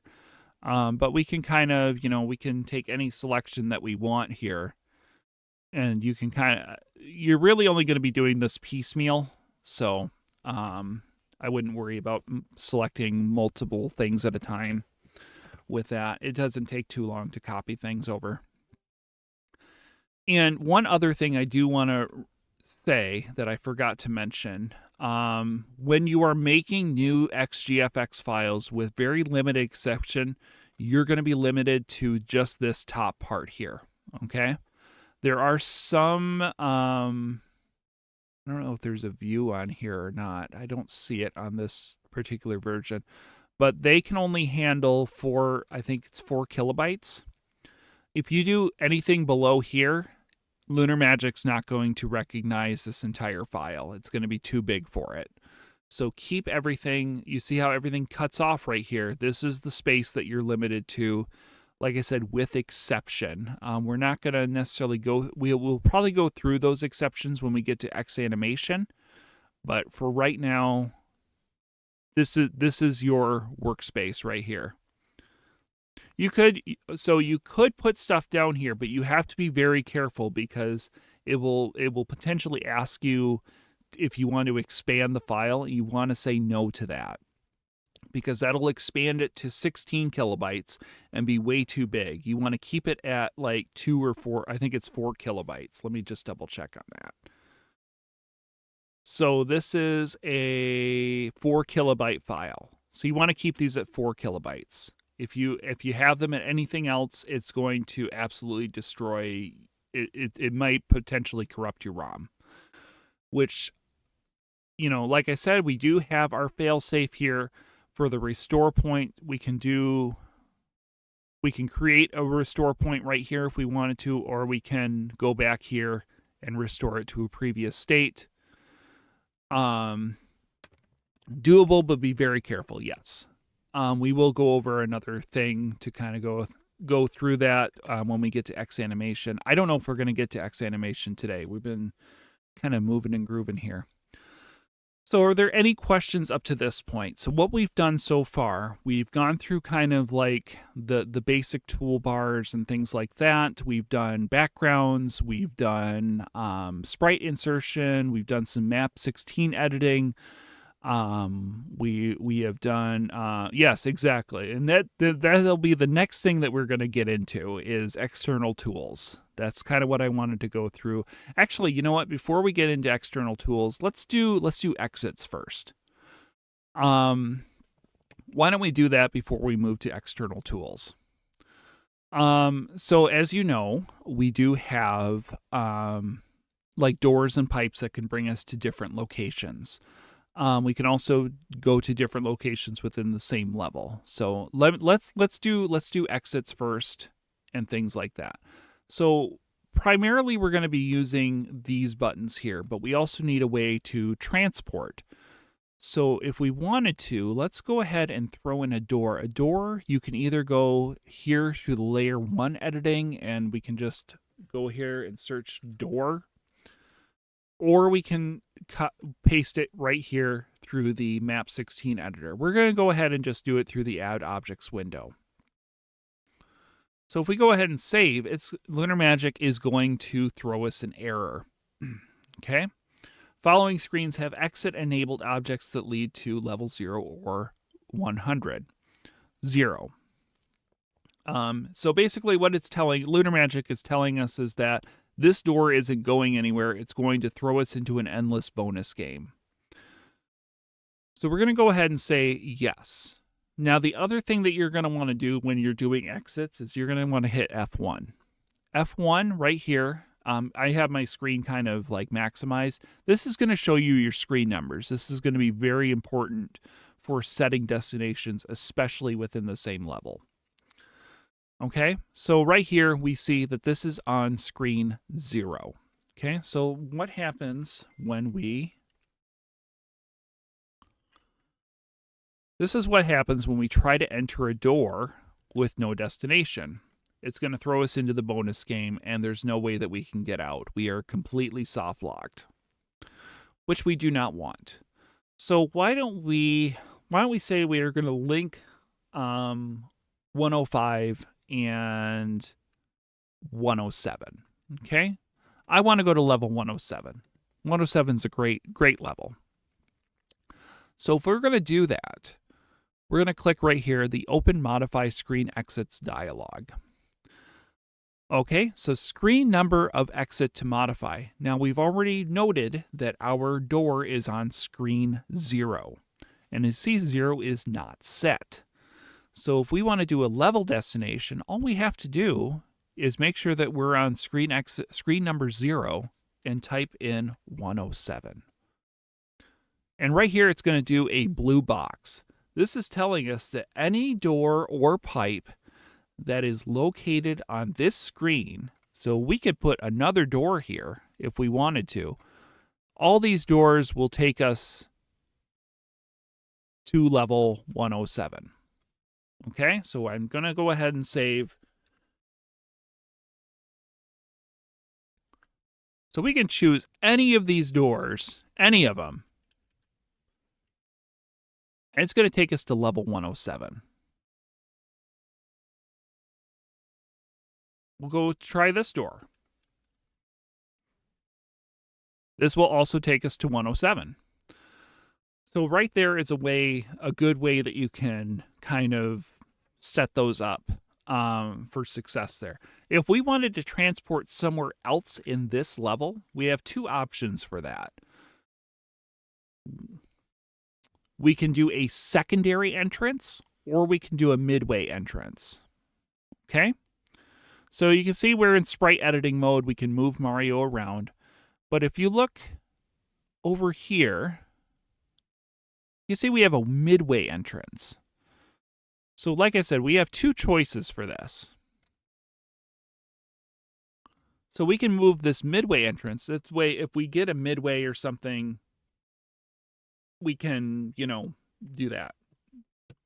We can access it from that. So let's go ahead and edit our screen exit here of 0, and we'll change that to 105.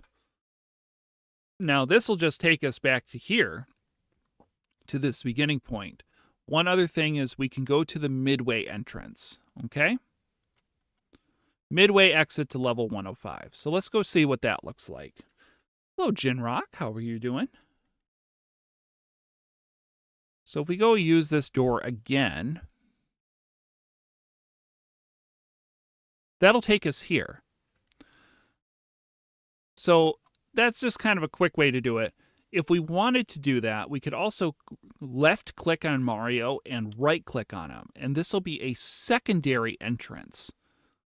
Okay, so we can put this Mario over here. Say, let's go back up to our Open Modify Screen Exits dialog. And we should be able to do that. Click on a secondary exit. Oh, no, never mind. What did I do wrong?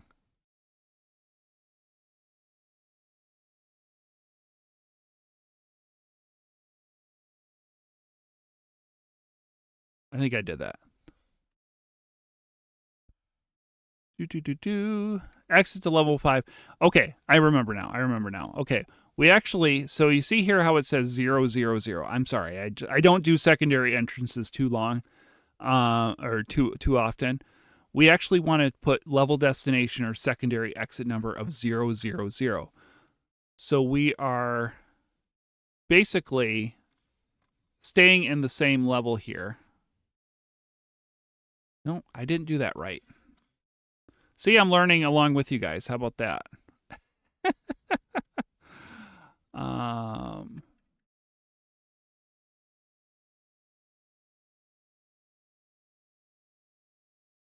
Check mark of secondary exit missing.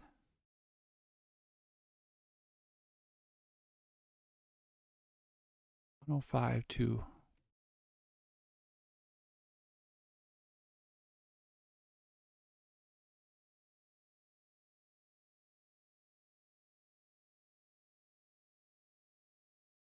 Okay, maybe I shouldn't do this, because I obviously don't know what I'm doing. I might have to cut this out.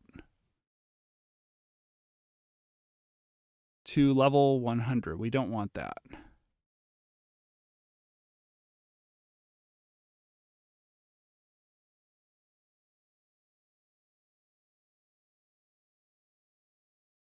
Yeah, I don't know. We'll see what happens.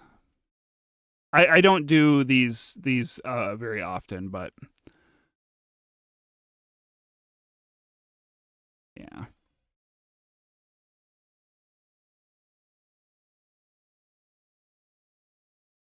Oh God.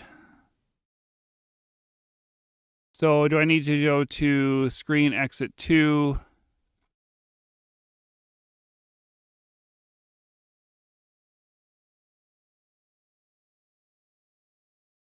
Right? Do I have that right? This is why I don't do this stuff. And I just go and do a pipe transition. I thought I had this good to go.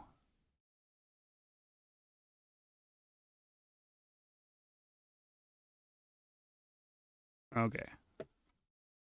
We'll see what happens. If not, I'll just I'll try to explain it after if I can. Yeah. Okay. I'm just gonna cut that out. Sorry. That was obviously too complicated for me to do. I thought I had that right, but apparently I don't. So. Oh wait, here we go. No. Okay. I'm sorry, guys. I get the masters of lunar magic in here, and I get all nervous. So, okay, we're just gonna go ahead. Okay. I feel like such an idiot now. Okay. I thought I could do that, but apparently I can't. So, that's good. I'm got way too much going on here. Okay. So essentially we can use pipes and doors. We can use pipes and doors and be able to kind of transport. If you're selecting a pipe, you want to make sure that your exits are enabled, that you select those. They behave the same way as doors. The only other option that I could potentially have that you could potentially be using here is on entrances and midway entrances. You can also have Mario do stuff upon entering levels. So if we wanted to make this a water level, we can make this a water level. We can make this a slippery level. We can make this a water and slippery level. We can have Mario face left if we wanted to. We'll just want to make sure to do that. If we want him to come out of a pipe, we'll say vertical pipe exit, horizontal pipe exit right. Okay. So what we'll do here is we don't want an exit enabled pipe because we don't want him to go back in. We could also just have him come out of this pipe, and we want him just on the edge here when we do something like that.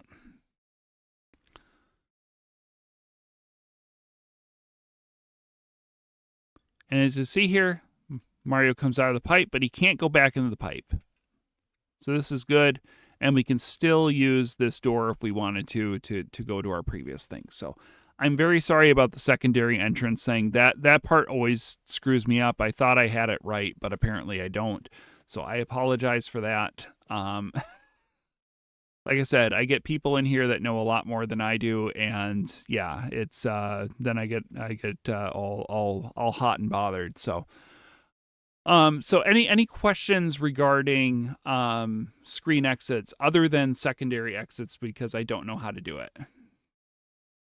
Yep, exactly. So if we went in here to our open modify main entry, we can make this a water level. We can save.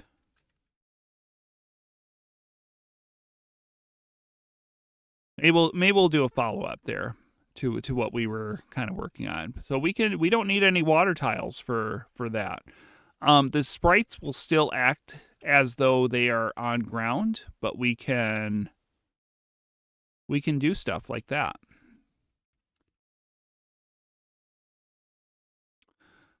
The other thing that you could also do is you could enable sprite buoyancy. So I went over to this Lakitu head right here, and we can actually do this and make the sprites also act like they're in water. If we were to have fish in this level, that require buoyancy, they would just flop around on the ground unless we had this. You see how Charles is bouncing a lot slower here? Because Charles thinks he's in water. Okay. You necessarily won't see it here. Let's see if I can. You see how they fall a lot slower? They think they're in water. So that's a neat little trick that you could do with that.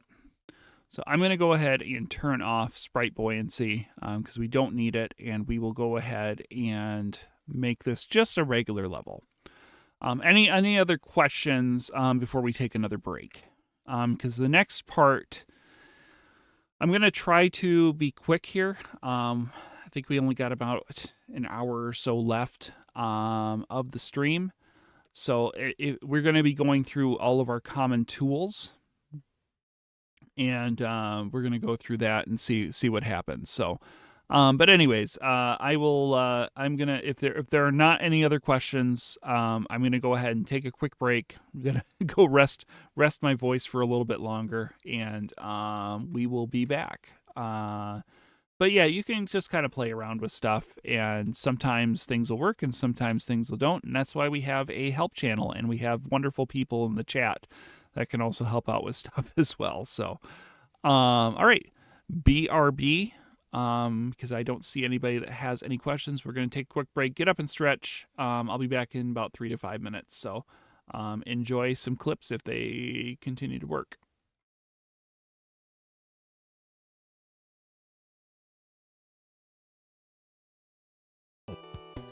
Fuck, shit, fuck. Oh yeah, this is cream of the crop for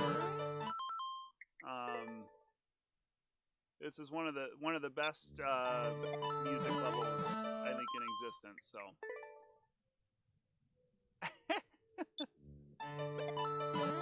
well, I have made it to CP1. I haven't made it to CP1 on stream, but I have made it to CP1. But I have not gotten much farther than that.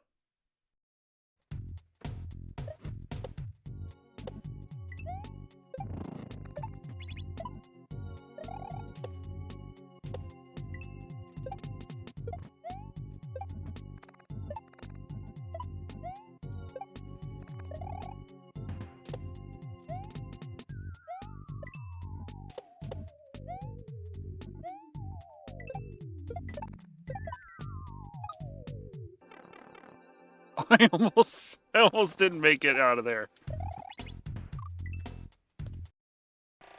Oh no. Oh.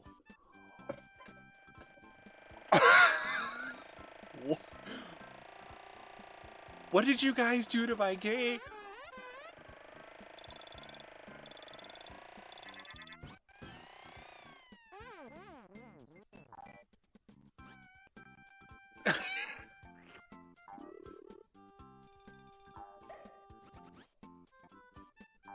Did I just spit out Mario?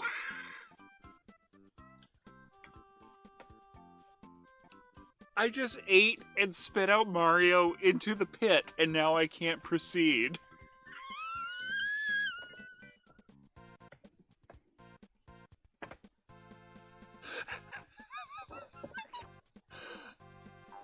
Yeah, I don't have...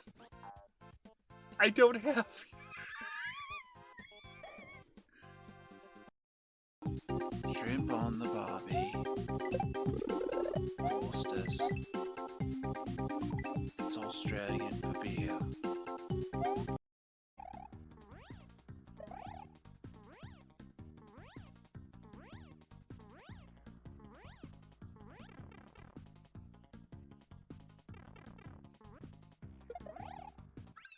Oh my god. Oh, thank God.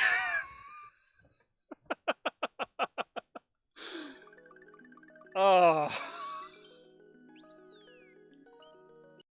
I was just doing it quickly. I swear to God, if Gooch beats me after resetting, I'm gonna feel pretty terrible about myself. Oh my god, I almost just fucked that up. I hope you do fuck it up.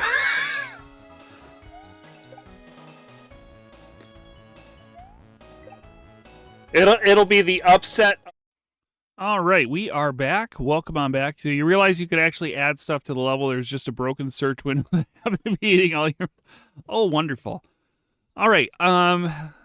Thank you guys so much. And thank you very much for your patience. I appreciate it. Like I said, I am not a master of lunar magic. I think we all definitely learned something, and we'll continue to learn stuff and forget stuff and things like that. So, but why don't we move over to our tools?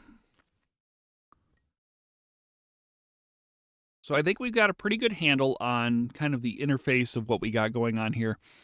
I think one of the biggest the biggest drawbacks to a base ROM. So if you were to use a ROM hack race base ROM or flux base ROM or whatever you're going to be using, is you don't really get a sense of how tools work, how things like PIXI works, how things like GPS works and UberASM and ASAR. I think that's probably one of the bigger drawbacks, especially when it comes to troubleshooting. And this is why I wanted to start with a sort of a vanilla ROM, is because I think it's important that you get a sense for how all of these tools work together and also work on their own in order to sort of make your hack really, really nice.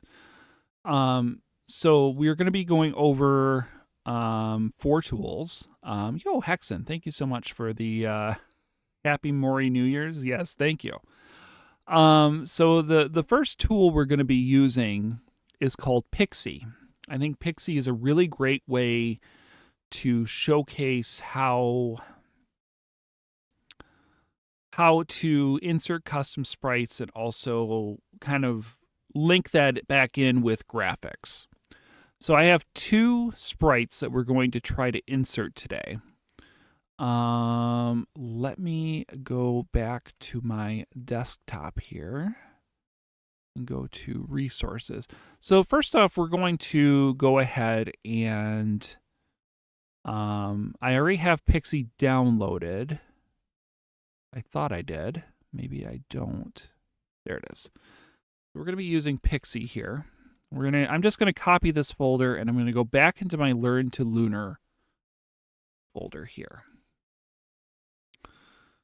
All right. So if we open up our PIXI folder, we see that there's a whole bunch of stuff in here. I'm going to go ahead and maximize this window here. So we have ASM, cluster, extended generators, miscellaneous sprites that have their own different things, routines, shooters, sprites. We've got the program, we've got list, got all of these different things. And today we're only going to be really looking at the sprites folder, which, as you can see, only has some sort of a header.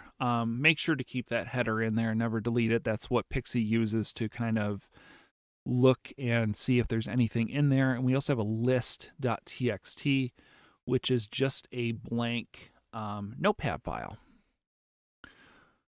So when we're perusing on SMW Central, we can find different sprites that we can use. So I have some picked out here. Where's my resources? And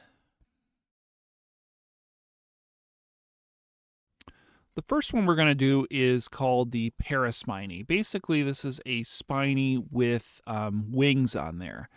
Now, when we extract that and open that, we see we have 2 files here. Okay, we're going to copy both of these files for this particular sprite, go back to our Learn2Lunar, go into PIXI, go into sprites, and we're just going to paste those in there.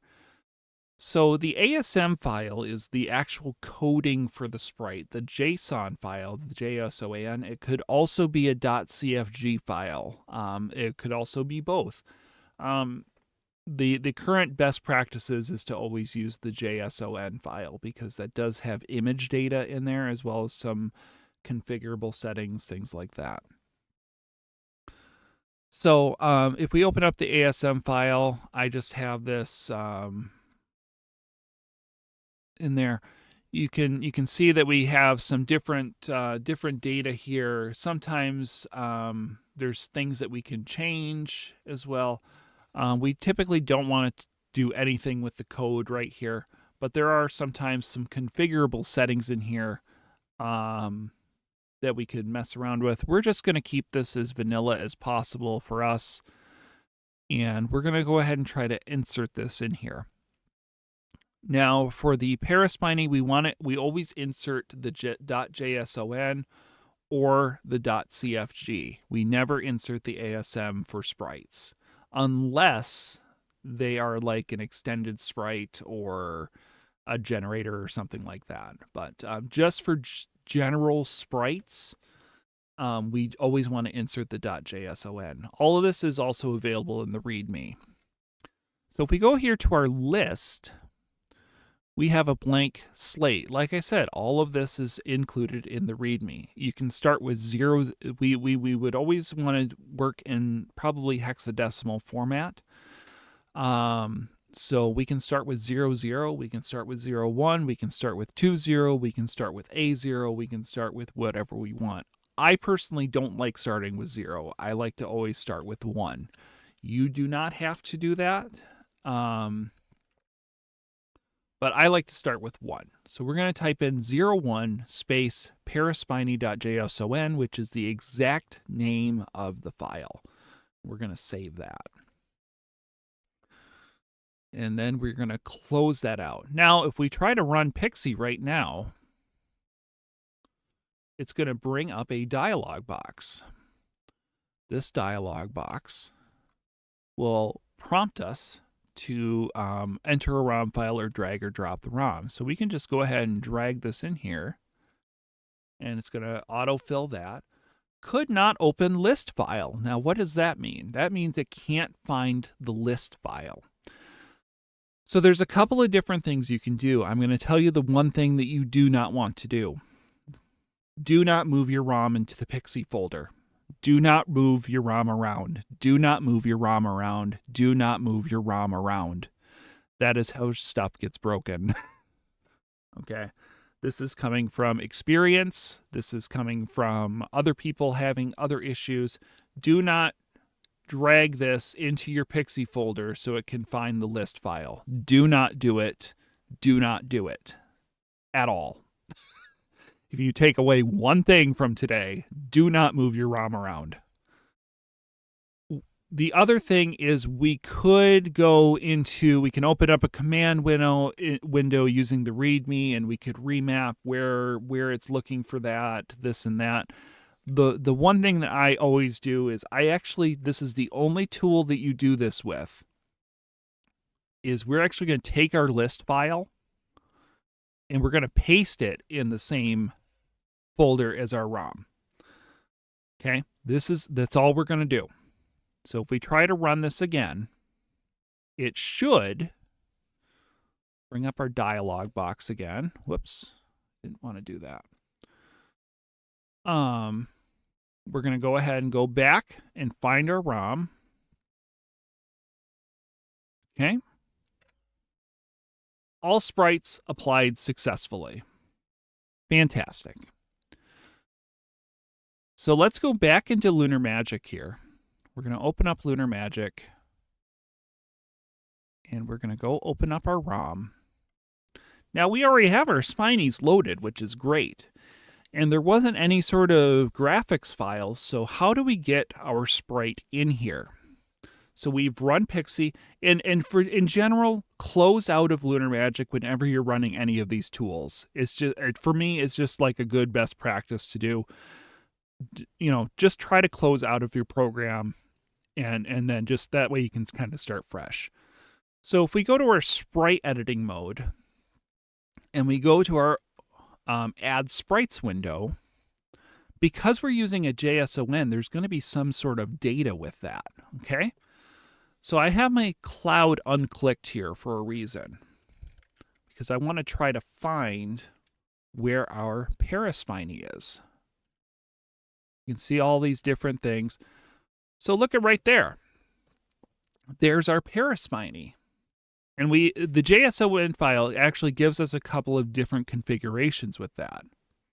So you see how it says 01? That's the sprite number that I wanted to, that's the sprite number that I used, okay, for my PIXI file. It also gives us an up-down variant as well. So we can do a left-right, and we can do an up-down. Okay, so let's go ahead and do that. Another way you could do this is to do a custom collection of sprites. If it's a .cfg file, it will not show up in this list typically. It will only do that for the most part with a .json file. So that's two ways that you can kind of figure out where it is. Another way that you can insert your file is if we go to, while we're in sprite editing mode, we can go to Edit, Insert Manual, and we can type in the number 1. Extra bits, there are sometimes sprites that move on the extra bit. When the extra bit is clear, you're going to write 2. If the extra bit is set, you're going to write 3. Not 36, 3. So if we did 3, whoops, it's going to insert this sprite. This is an up-down sprite right here. So if we were to go to Edit Manual with that sprite highlighted and change this to 2, it changes to a left-right. So based on that being a 2 or a 3 determines the direction that it's going to move. I'm going to go ahead and delete this. And I'm going to go ahead and I'm going to delete these sprites out of here just so we can kind of see what we're doing. So going ahead here, let's see if these sprites work. Look at there. There's our left-right and there's our up-down sprite. That's typically all you have to do for sprites. Fantastic, right? So we have our sprites there. Now let's close out of Lunar Magic here.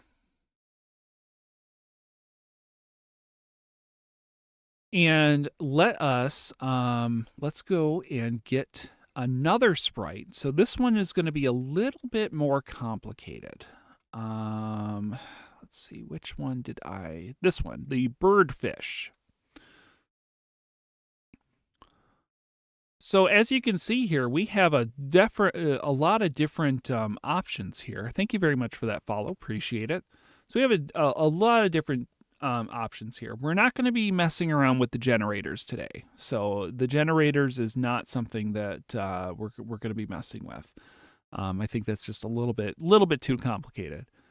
But you see here we have our ASM and we have our JSON file. We also have a .bin file, and as we know, .bin files is a graphics file. So why don't we go ahead and open that up? And we're going to make sure to switch to 4BPP SNES. And as you can see here, we have graphics for this birdfish right here, which is fantastic.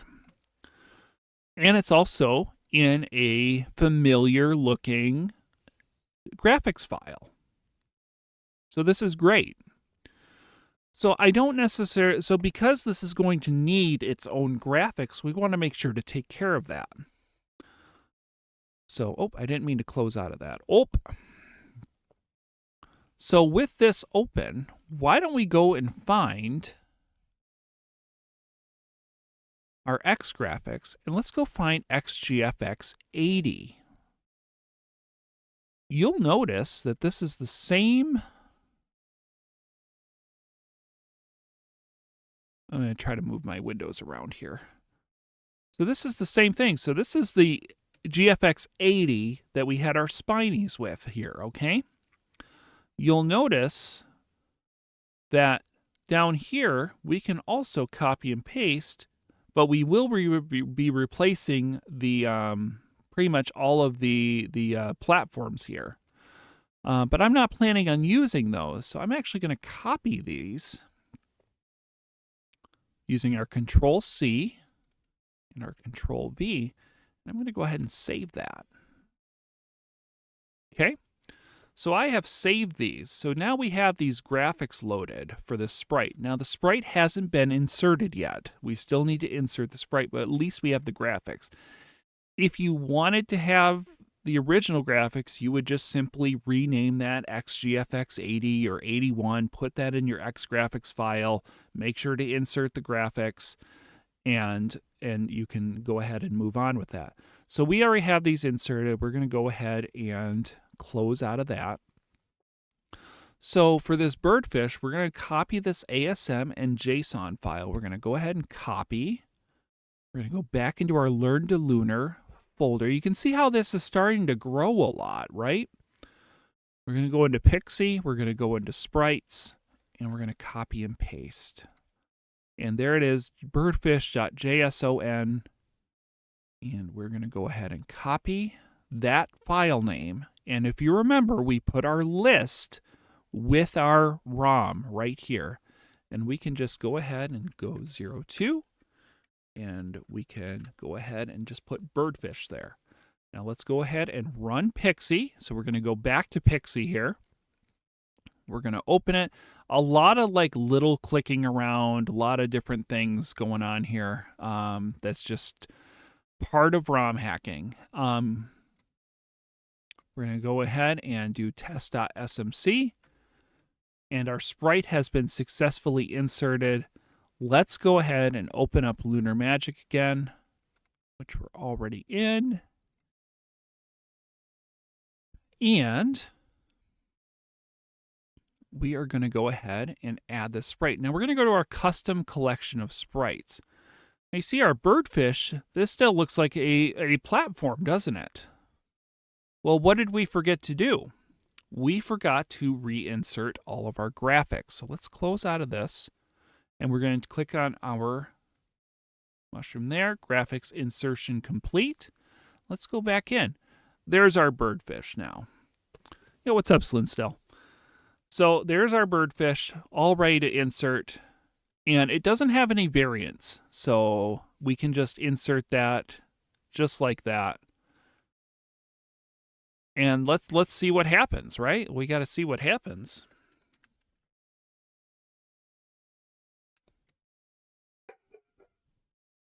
My dog's barking. Jackson, come here, bud. You see our fish fell, and I will tell you why the fish fell in just a second.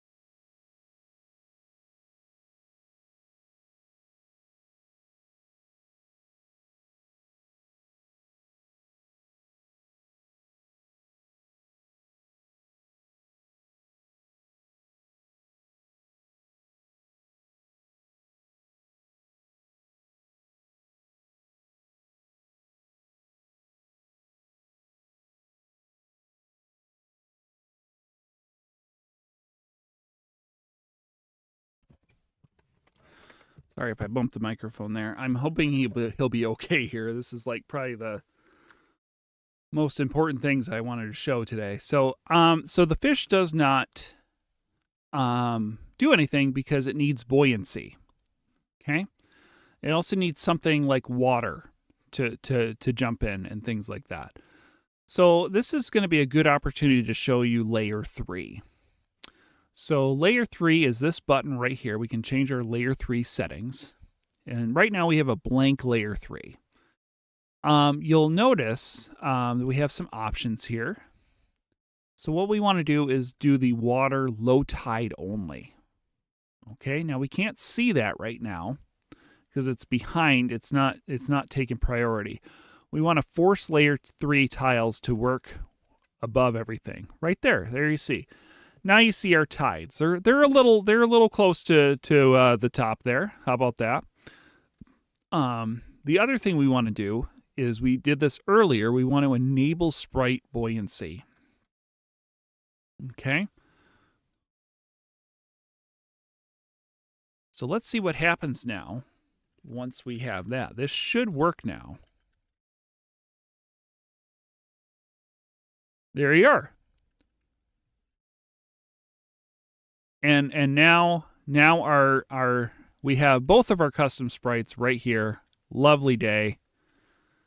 So for some of those, there might be some additional settings there, but now we have a working birdfish with working graphics that we can kill, all that good stuff. We have spinies that we can use. We're looking pretty saucy here. So are there any questions on PIXI? There are some sprites that require routines to be added.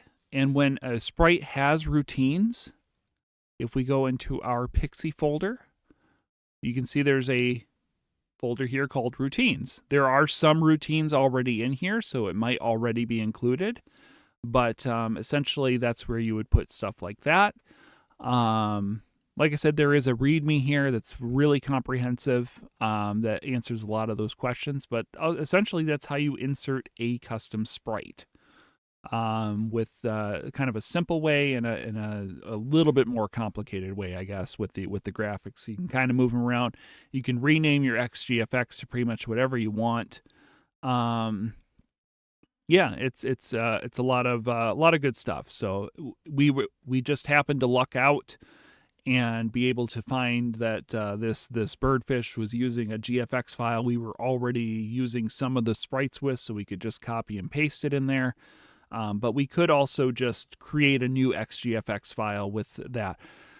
Something I will say that as you know, that we had to replace those platforms in there with the birdfish. That is where the ASM file is saying that's where this sprite's graphics are located. You can't just put the birdfish sprite into another area of the GFX. It's still going to look garbled. It will function fine, but it has to match what the ASM file is telling you where the graphics files are. You can't, like I said, you just can't just put graphics wherever willy-nilly. You notice that we had to replace those platforms, and it was still showing those platforms before we refresh those graphics. So that is also very important when you're doing some moving around like that or setting your own XGFX, is that there are going to be some, push and pull about what you're going to be able to use. So with that, I think we're pretty good on sprites. It's a pretty easy process once you kind of get the hang of it there. So we're going to go ahead and close out of, well, actually, no, we're going to keep Lunar Magic open because we're going to now move to GPS. GPS is Go for Popcorn Stew. That's just what they named the tool. So we're going to go ahead and go to desktop. We're going to go through our resources, and we're going to find Go for Popcorn Stew or GPS right here. So we're going to go ahead and do this, Learn2Lunar, and we're going to go ahead and copy and paste. And there's GPS right there. So let's open up GPS. And as you can see here, we have a whole bunch of other stuff. Like before, we have the README here. That's also pretty comprehensive. We have the program. We have our blocks and routines. There are some blocks that have routines. But let's go into blocks. It's just got a template. If we open that, it's just basically, this is a template that, if you wanted to make your own block, you could do that. We'll keep it in there for now. But this is a very similar process to PIXI with one exception, is that instead of defining like 0001, these are actually going to be map 16 numbers that we're going to be using for our GPS blocks. So if we go back into Lunar Magic and we click on our map 16, we have all of this space to dedicate to custom blocks. So let's say we wanted to insert a block at 210. So right down here, these are our block numbers right here. They'll also tell you how they're acting without having to click on them. Right now, this is a gray cement block. That's what all of these are. So let's insert a block at 210. Map 16 file 210. That's what we have highlighted currently based on the number there. So keep our 210 in mind. We're going to go ahead and close out of Lunar Magic. We're going to open up our list here. We're going to write 210, just so we can remember that. So what are we going to be inserting? What do I have two of the same? Okay, let's get rid of the blank one. We only want one source of truth. So let's go back to our desktop. Let's go to our resources here, and let's go ahead and find a good block that we can. Let's do our sticky block. So this is a block that Mario's going to stick to and not be able to jump. You can see there's a README here. Should work with all solid or ledge act as settings. Not super compatible with slopes. So yeah, we're not going to use this on a slope essentially. But here we are, sticky ASM. We're going to open it up. I encourage you to open up these ASM files either in Notepad++ or Notepad. They have a lot of really good information in there. They have some configurable things like disable turnaround. I don't think we need to disable that. We would change that to a 1 based on this. So let's close out of this, and we are going to copy the sticky block ASM. We're going to go back to our Learn2Lunar. We're going to go to GPS. We're going to go to blocks. We're going to paste this in here, sticky.asm. We're going to copy that as well as the extension and go back to our list, which I already have open, and we're going to paste sticky.asm. It's essentially all we need to do other than run the tool.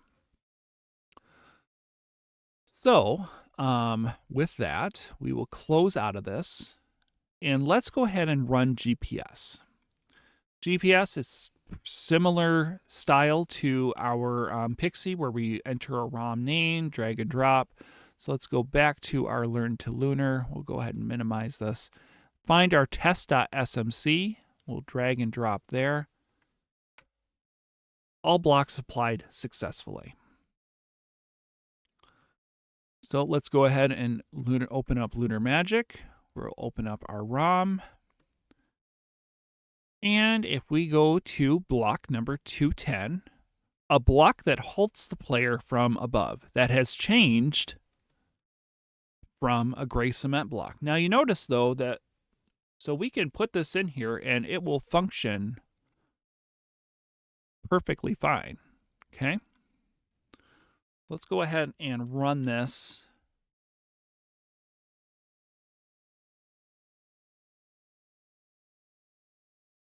Well, why wasn't that working? So that's supposed to work, but it's not working for some reason.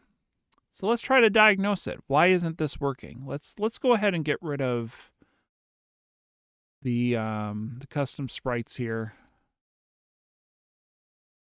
This is part of making the magic happen, right?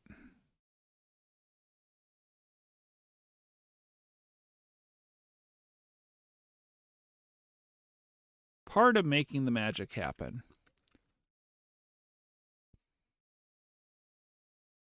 So there we go. I think it was because it was running in with layer 3 or whatever. So, but right now, see, I'm pressing left and right. I can't move. This is working great. As you can see, the graphics are broken. We don't really have any graphics for this.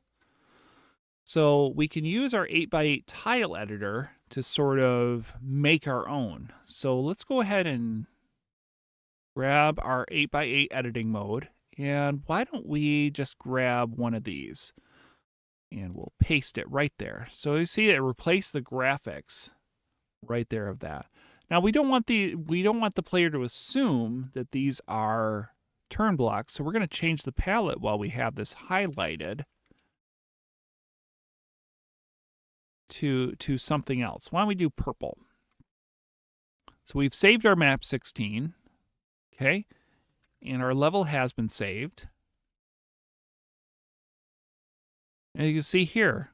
So this is something that's really nice about like map 16 and Lunar Magic. You can kind of create your own blocks. This is why we have so many variants on like death blocks and things like that, is because a lot of times these blocks don't come with custom graphics. So there you are, perfect as can be. Wonderful. They work. So we can call it a day on those. Why don't we move those down here? We'll say there. Now let's try to do a little bit more complicated of a block. How about that? Let's do something a little bit more complicated. Let's go to our desktop. Let us go to our resources. And these are something that are, this is something that's in like every hack now. The Borgie bats and the Borgie spinies. So this is going to kind of lead into a little bit of an overlap here. Okay, so these are fairly complicated blocks in the sense if you're trying to do these for the first time. Okay, but we're going to get through it. We're going to do it. It's going to be great. So why don't we go and open up Lunar Magic, and we're going to find a couple of places for these to be. Okay, let's open up our map 16 file. And we are going to, let's just put them right next to each other, 211 and 212. Let's put them right there, okay? So 211 and 212 in mind. Let's open up GPS and our list, and we're just going to write 211, 212 so we don't forget those numbers, okay? And let's go back to our spiny and swooper blocks, okay? So we have our map 16 file, which we've dealt with before with backgrounds. We do have some routines here that we're going to need to paste. We have a demo level. We have ExGraphics. You'll notice this is 63. And this is actually going to kind of give us a little bit of an introduction to ExAnimation. We have a sample list file right here, okay?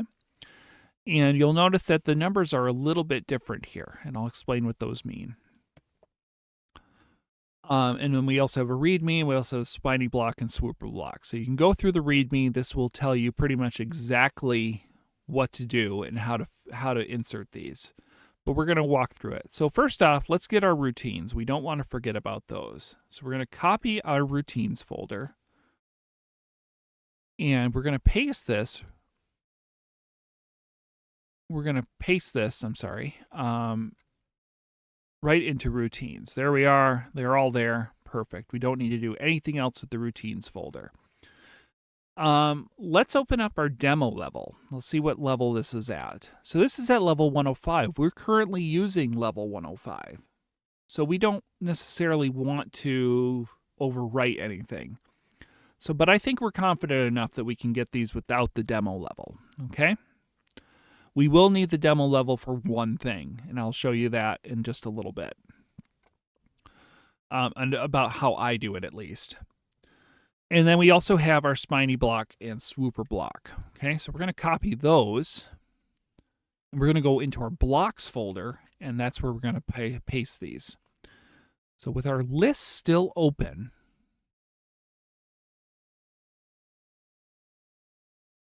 we're going to go ahead and copy that. We're going to paste, and our swooper block, we're going to copy, and we're going to paste. So these are in our list now. Now in our sample list here, the Borgieman's telling us that these need to act as 25, which is air in SMW. Now we can format it like this, or we can set it within Lunar Magic. So I'm going to go ahead and just set it within Lunar Magic. That's what I'm comfortable doing, but this is a good indicator of what these need to act as. So let's go ahead and run GPS. I'm going to bring that over here. Oops. We're going to find our ROM again, test.smc, and we're going to run that. All blocks applied successfully. That means we put our routines in the right folder, we put our blocks in the right folder. And let's close out of some of this extra stuff here. And we'll go ahead and open up our ROM.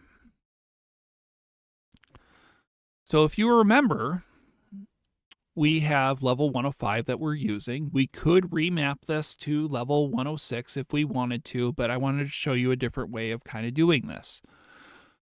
So if we go into our map 16, you will see that it acts like a midair suspended spiny or a stationary swooper.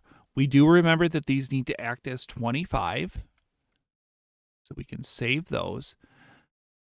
Now, even though these are acting as air, it's still going to keep the description of both of these blocks here. So the next thing that we want to do is let's go ahead and minimize our Lunar Magic and go back to our spiny and swooper blocks. You see that we have ExGFX 63. Do you remember when I said that there was an exception to being able to use the bottom portion of the screen here? This would be that exception. 60,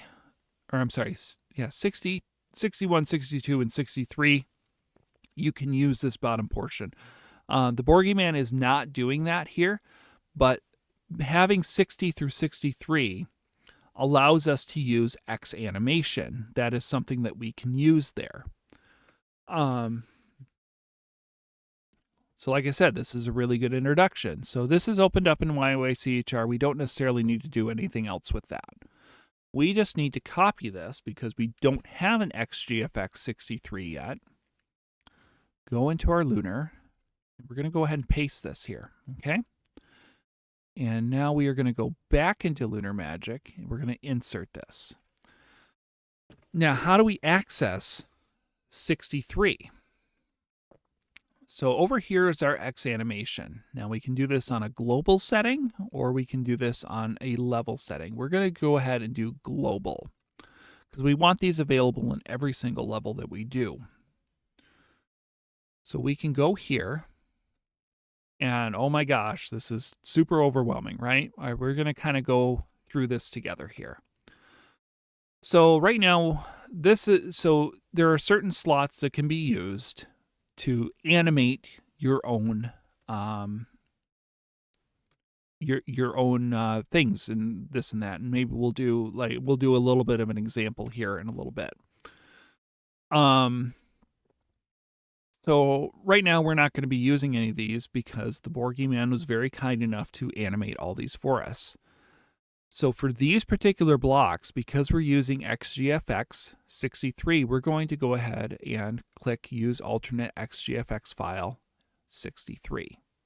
Okay, now that's not going to do anything for us at the moment. What I'm going to do is I'm going to cheat a little bit. I'm going to go back to these spiny and swooper blocks. With my Lunar Magic open, I'm going to also open up this level. I am not going to save this level. But over here, oh, I guess he just has this at a level. Never mind. So we're going to actually switch this to level. So global means it's going to be available everywhere. Level means it's going to be available on a per level basis. So you can see we have some slots that are here that are being used with some different destinations. So we're going to go through these. So what I'm going to do is I'm going to copy all of these slots. Okay. And I'm going to go over to where my level is, and I'm going to paste all these slots. And I'm also going to make sure that this says 63. Okay, so we're going to save. Now we still don't have our Borgie blocks here. Because we don't want to accidentally save this level because it's a level we're already using, we're just go ahead and close this. We don't need that sample level anymore. We're going to go ahead into our map 16, and we're going to go ahead and go to import map 16 tiles. And these are our blocks right here. Look it, there they are, finally. And we can actually click and drag these to where we want them to be and save them. So basically what we told Lunar Magic to do is in these specific areas, we wanted these frames to act, okay? So how did we get here? So let's go to our 8x8 tile selector. And you can see our frames are right here. Here's a really cool trick. You're going to do, while you're in the 8x8 tile selector, you're going to do Shift, Control, Page down. You'll notice that our scroll bar got a lot smaller. If we hit F1, we can see all these different graphics files here. We can see all of our sprite files. We can see animation stuff. We can see Mario frames here. We are going to scroll until we find 63. Remember, this is similar to how it looks in YY-CHR. It's almost exactly. So if we go back to our ExAnimation, just remember, we're doing this on a per level basis, so this is only for this level. So we have these little things here. But basically how this is set up is 1878 is this frame here. 187C is this frame here. So for this slot, which we are using, you can select all sorts of things here. This is a type 4 8x8s in a line. 1, 2, 3, 4. Okay? So we have 4 8x8s. Which actually, sorry, it's 1, 2, 3, 4, 1, 2, 3, 4. And we have this be 2 frames because technically both of these are just 1 frame each. 1 frame to 1 frame. This is 1 frame to 1 frame. But because we have 4 8x8s, it's going to take this as 1 frame, this is 1 frame. Okay, does that make sense? So we have 2 frames here. This is a 2-frame animation sequence. This is 1 frame, this is 1 frame. That's how we get these. And we have a destination of 2FC, which if we go all the way back up, 2FC right here.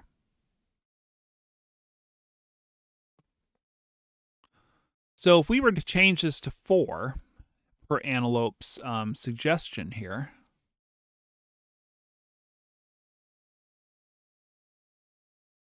we change this to 4,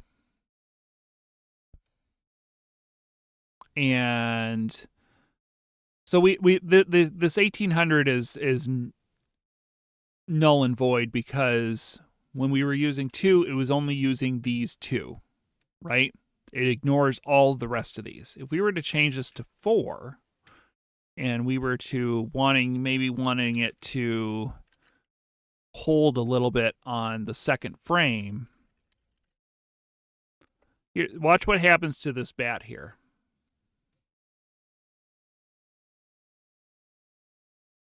See how it's holding on that other frame?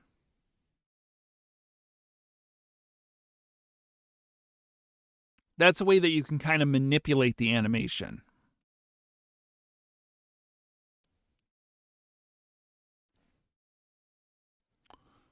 So we're going to go ahead, but if we can actually leave this here and we can just change this back to 2, and it'll just go back to the same thing. It's only going to look at the frames that you set for this. But it has to be, so in order for an animation to be able to be used, it has to be in that 60, 61, 62, 63 ExGFX slot, or you have to use this right here. 7F skips it, but you can set any of your ExGFX files right here to also animate in the similar way. But the trick is that we want to be able to use our 8x8 tile editor to figure out where our animation frames are. And we can only use them out of these 60, 61, 62, 63 slots. I mean, honestly, we could So let's have a little fun here. Let's have a little fun. Why not? So let's trying to think what we want to do here. Let's do this fish here. So just for giggles, let's say we wanted a fish just in the air. Let's load up 13 into this AN2. We're going to use an original graphics file here. Okay? So let's go to our 8x8 tile editor. Okay? And we have loaded into AN2, which is an animation slot, the graphics file here. So what I want to do is I want to go here to a not used slot, and I want to try to pick out a spot where I'm not. We're going to try to stick to background 3 or background 2. These are where your animation slots are going to typically be. So why don't we go ahead and, for giggles, let's do 280. Okay, so we're going to set our destination to 280. Okay. And what we're going to do is we're going to go down to our AN2. Let's pick out this fish here.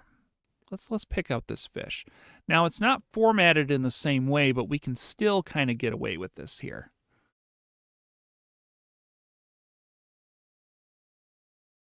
So these are 2 frames. So we're going to do 2 frames.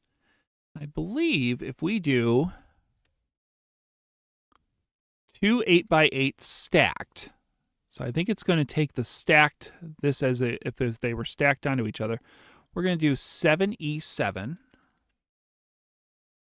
we're going to do 7E9.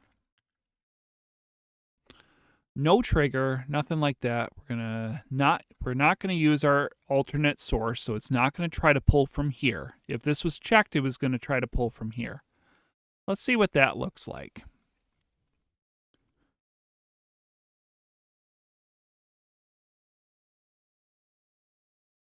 Well, we sort of got it. We should probably, you can kind of play around with these just to see what works for you. But as you see here, we kind of got 2 of them. So we might have to use 2 slots here just for giggles. So I'm actually going to, it's beautiful. So we're going to copy this and we're going to make this 290 so it actually follows there. And we'll go down to our AN2 again. And we'll do 7F7 and 7F9.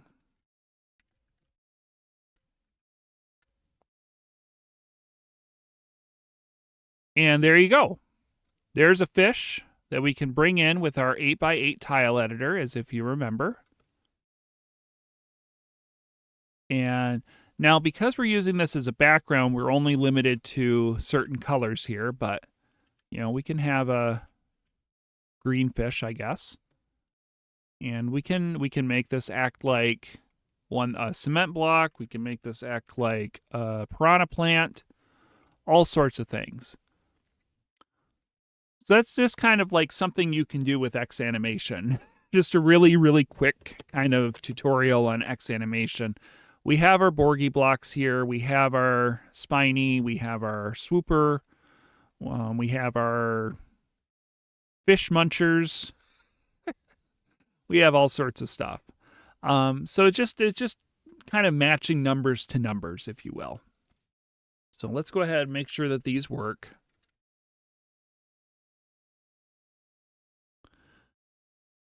They can. So the way that ExAnimation works is basically it runs every 8 frames. These aren't typically going to be desynced. Like, you're not going to really notice. But if you had a larger ExAnimation, you'd want to set maybe the first half to 1 and the second half to frame 8. Or to 0 and 8. That's how you would kind of set those slots apart. So slot 0 and slot 8 are going to run at the same frame rate. So these won't this won't ever get desynced the way that we have it, just because it's a small enough animation. It's not going to really harm anything. But for larger animations or larger where you have a lot more frames, those could potentially become desynced. That's why you'd want to run those on 0 and 8, because those are on the same frame. But because these are only 2 frames, these will never get desynced. So just something to keep in mind. All right, let's save that. And see, it prompted me to save map 16 data. Yeah, we'll do that. Why not? So I know that's kind of like ExAnimation's really hard to explain, but that's kind of like just the quick introduction to it, if you will. And kind of how you can kind of get started with doing some stuff, just as kind of like a little thing. Play around with it. You'll probably learn more than I do, than I know. Our next thing that we're going to do, I think probably the next easiest one. I think we're only going to have time to do this and maybe some UberASM. Is let's do add music. Wait, well, let's change the music of our hack here.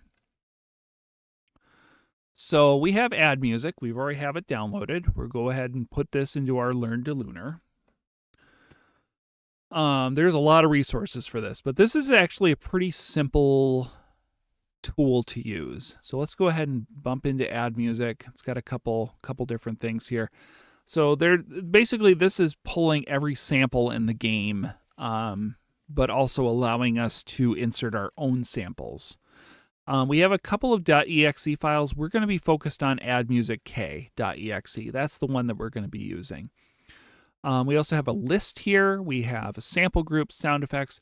There are some songs out there that use sample groups, and it will usually post a .txt file for you to just copy and paste into the sample group. You would just go to the next line down and paste it. So pretty easy there. Let's see, the music that we are going to put in here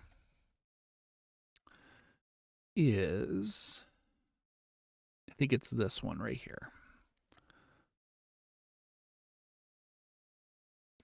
So this is Daring Midnight Escape by Orion. Really awesome creator. So basically we have a file folder, we have a .txt and .spc file. These are the samples that these are going to be using. So when you see a folder like this, you typically just want to copy and go into your AddmusicK and paste this into the samples. And when you see these, we want to take both of these and put this into our music folder.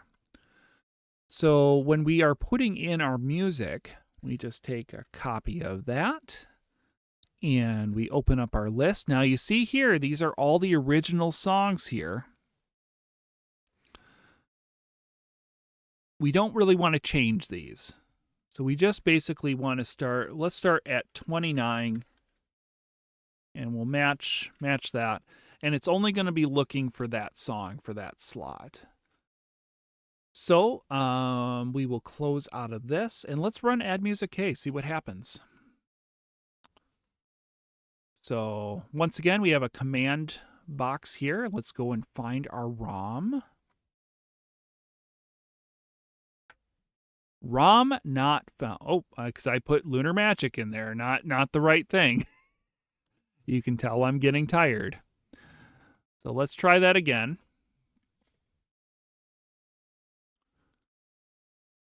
We want test.smc.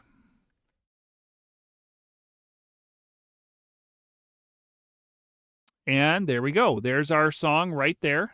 We see that it went in. And let's go ahead and open up Lunar Magic. And let's go. We're going to click on this note box here. We're going to bypass the music header setting. And we can actually type in 29 if we wanted to, or we can select it from the drop-down box. And we can hit OK. So let's see.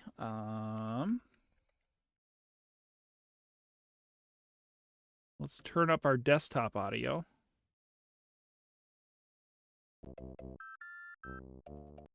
See if we can hear it. And there we go. We have our song for this level.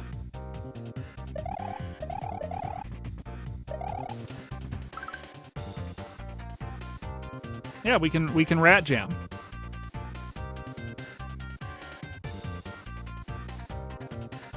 Pretty simple stuff. Really easy to sort of just do that. So we got music inserted. All right. So pretty easy to put in music. You kind of follow the same things here. The last resource I think we're going to have time for today is UberASM. UberASM is a really versatile tool that allows us to do things. If you've ever seen like a crazy gimmick for like one level, thinking like when in Fresh Hops, when you jump in the one castle section, it switches states, or when you hit the P switch in the in like the temple level, the layer 2 goes down. Those are things that are usually inserted with UberASM. And UberASM is a pretty non-invasive way to get some really cool gimmicks into your hack without having to kind of do things. So we are going to be using UberASM 2.0 because that's going to be kind of the new standard going forward. This was kind of redone. This was completely rewritten by Fernap, who is an amazing SMW just programmer, everything. Just really, really, really cool. So basically what UberASM tool, the main feature of UberASM tool 2.0 is that you can insert multiple codes at the same time. Back anything before 2.0, you were not able to insert more than like one code at a time. Like if you wanted the P switch timer and star power or whatever, if you wanted like a bunch of different things, you had to kind of cobble together a list. 2.0 allows you to just do that right out of the gate, which is really, really nice. So let's open up UberASM 2.0. And you can see we have a lot of the same structures here where we've seen in other tools. We are going to be working in level. There are some codes you'll have to read readmes that need routines and different other things and stuff like that. You can see we have a list file. Our list file for this looks a little bit different because UberASM allows us to insert on a level area or something on the overworld, or sometimes affecting the internal code of the game. Something like instant retry would be using game mode resources because we're changing the actual code of the game. The great thing about UberASM is that once you take it out and rerun it, it typically is gone from your hack. You know, if something breaks, in UberASM, you can just take it out and it usually will fix everything. But we do need to do one thing here. ROM file to use. We don't have smw.smc. We have test.smc. But it's only going to be typically looking for that within the UberASM folder. And what's one thing we learned, we don't move our ROM around. So we're going to do a .. so it can just find it. That's something that you can just do pretty much with most anything. All right. So we have our list kind of set up. Let's go ahead and try running it. We'll try running it once and just making sure it works. And for this tool, we don't need to drag and drop. We just click on it. And it's already done. I didn't even have time to, it's a very quick thing. So it's all codes inserted successfully, press any key. So it's working perfectly fine. So let's go ahead and throw in some code here. Let's throw in some code. So why don't we do the max speed invincibility. Basically, I found this and I was just like, you know what?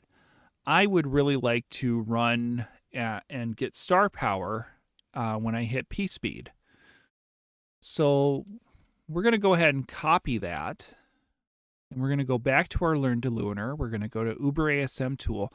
Now, the trick with this is that we want to insert this at a level, in a level area. So we're going to do this at 105 because that's the level that we want this to be added to. Okay, if we wanted 106, we'd type 106. If we wanted 1, we'd type 001. This is the area that we want it. This is the level we want it to be loaded to. Oh, I must not have copied. Oh, you know what I did? So we need to copy this into our level folder and paste it right there. So we copied the ASM file, we went to our level folder because we wanted it at a level. We wanted it at a per level. And now we can take the name of our resource and put it here. Do I already have one of these open? Level 105, max speed invincibility. So let's go ahead and try running our code again. And you can see it's already inserted. It inserted successfully. We can press any key to continue. And let's open up our ROM. And for this, I'm going to clear out. I'm going to clear out all this. Okay, I don't want anything getting in my way. Nothing in my way. Okay. So there we go. That should be enough room. All right, so let's go ahead and check to see, make sure this works.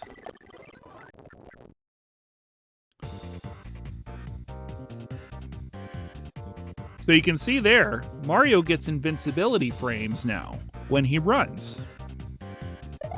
Pretty cool. See, we can hit these munchers here and not get hurt because we're still at P speed. Pretty easy code to insert, huh?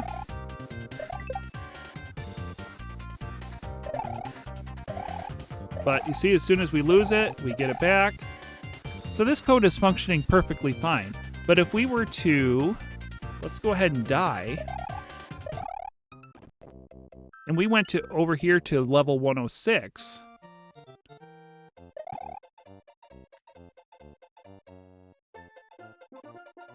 We don't have that power because we only inserted this code into level 105. Now, there are ways to do this globally and things like that, but we're just going to keep it simple. Now, I also found some really cursed ASM that I thought would be really, really fun to try out, and it's to always wall run. So I thought this would be kind of a fun little way to maybe end today. So, yo, B12, how you doing?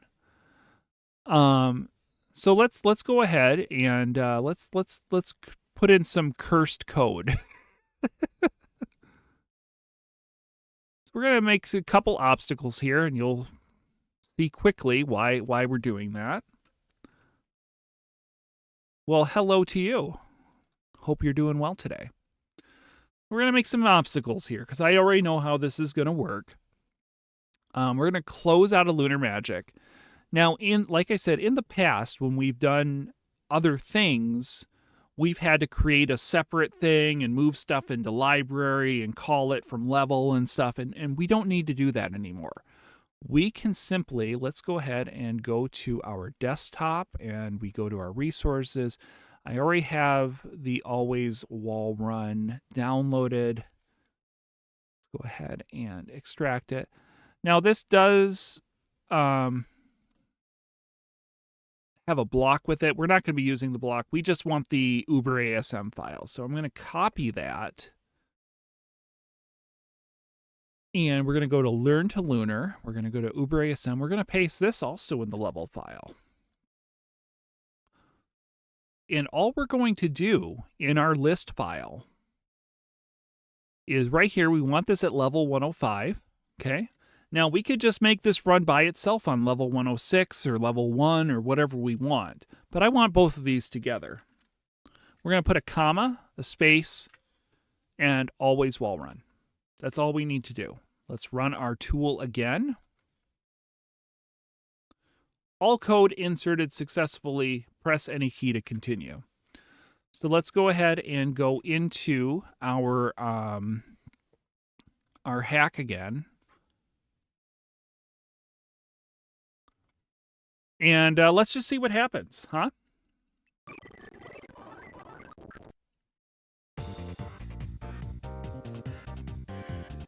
So now we have infinite stars and on P speed, and we can wall run on different things.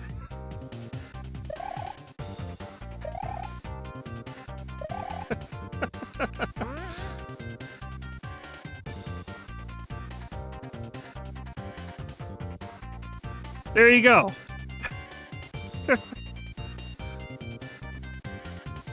And now that I've showed you how to do this, you can do it too.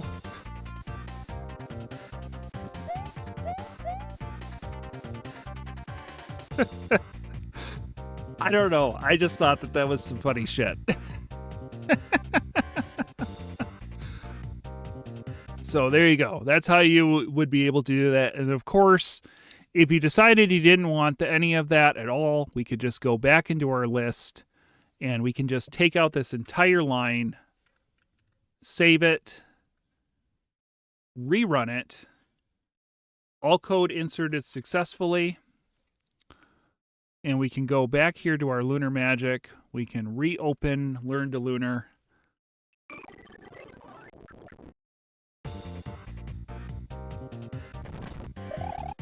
And you can see all that is gone now. We no longer have any of that. So you can see how it's a it's like invasive and non-invasive at the same time. Sorry about that. So I think that's all I'm going to have. That's all the time that we're going to have today, unfortunately. So I'm going to have to do a part 2 to this sometime. Thank you so much for presenting this. You're covering all the questions I've been afraid to ask. Well, hey, I do want to say, if you've enjoyed this, I'm happy to hear that. If you join the SMWC Discord, there's a lot of wonderful resources there. And I think next time we'll cover some patches. We might insert some. I might try to insert the screen scroll pipes. Because that seems to be one that a lot of people have a lot of trouble with. But we're going to call that for today, I think. We've been streaming for over 3 hours. But we'll dedicate another time soon to kind of keep working on this. And if you guys have any questions or anything like that, please let me know. I'm more than happy to cover things more in detail if I need to. This will get it published to YouTube like right after stream, so this will be public. This VOD will be public for the foreseeable future, and I'll try to get chapters or bookmarks added to it, so you can kind of go through. I kind of was a little bit all over the place, so I apologize. But yeah, finally a tutorial video in Canadian, exactly. So guys, I'm going to call that for today. Let's go and find somebody to raid. Thank you guys so much for joining me. I appreciate it. Who be streaming?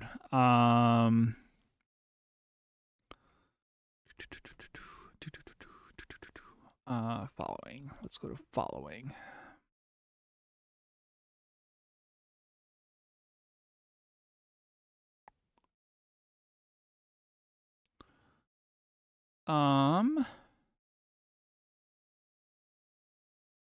We will go ahead. Let's go say hi to Dangle. Let's do some non-SMW. I got to get away from that a little bit.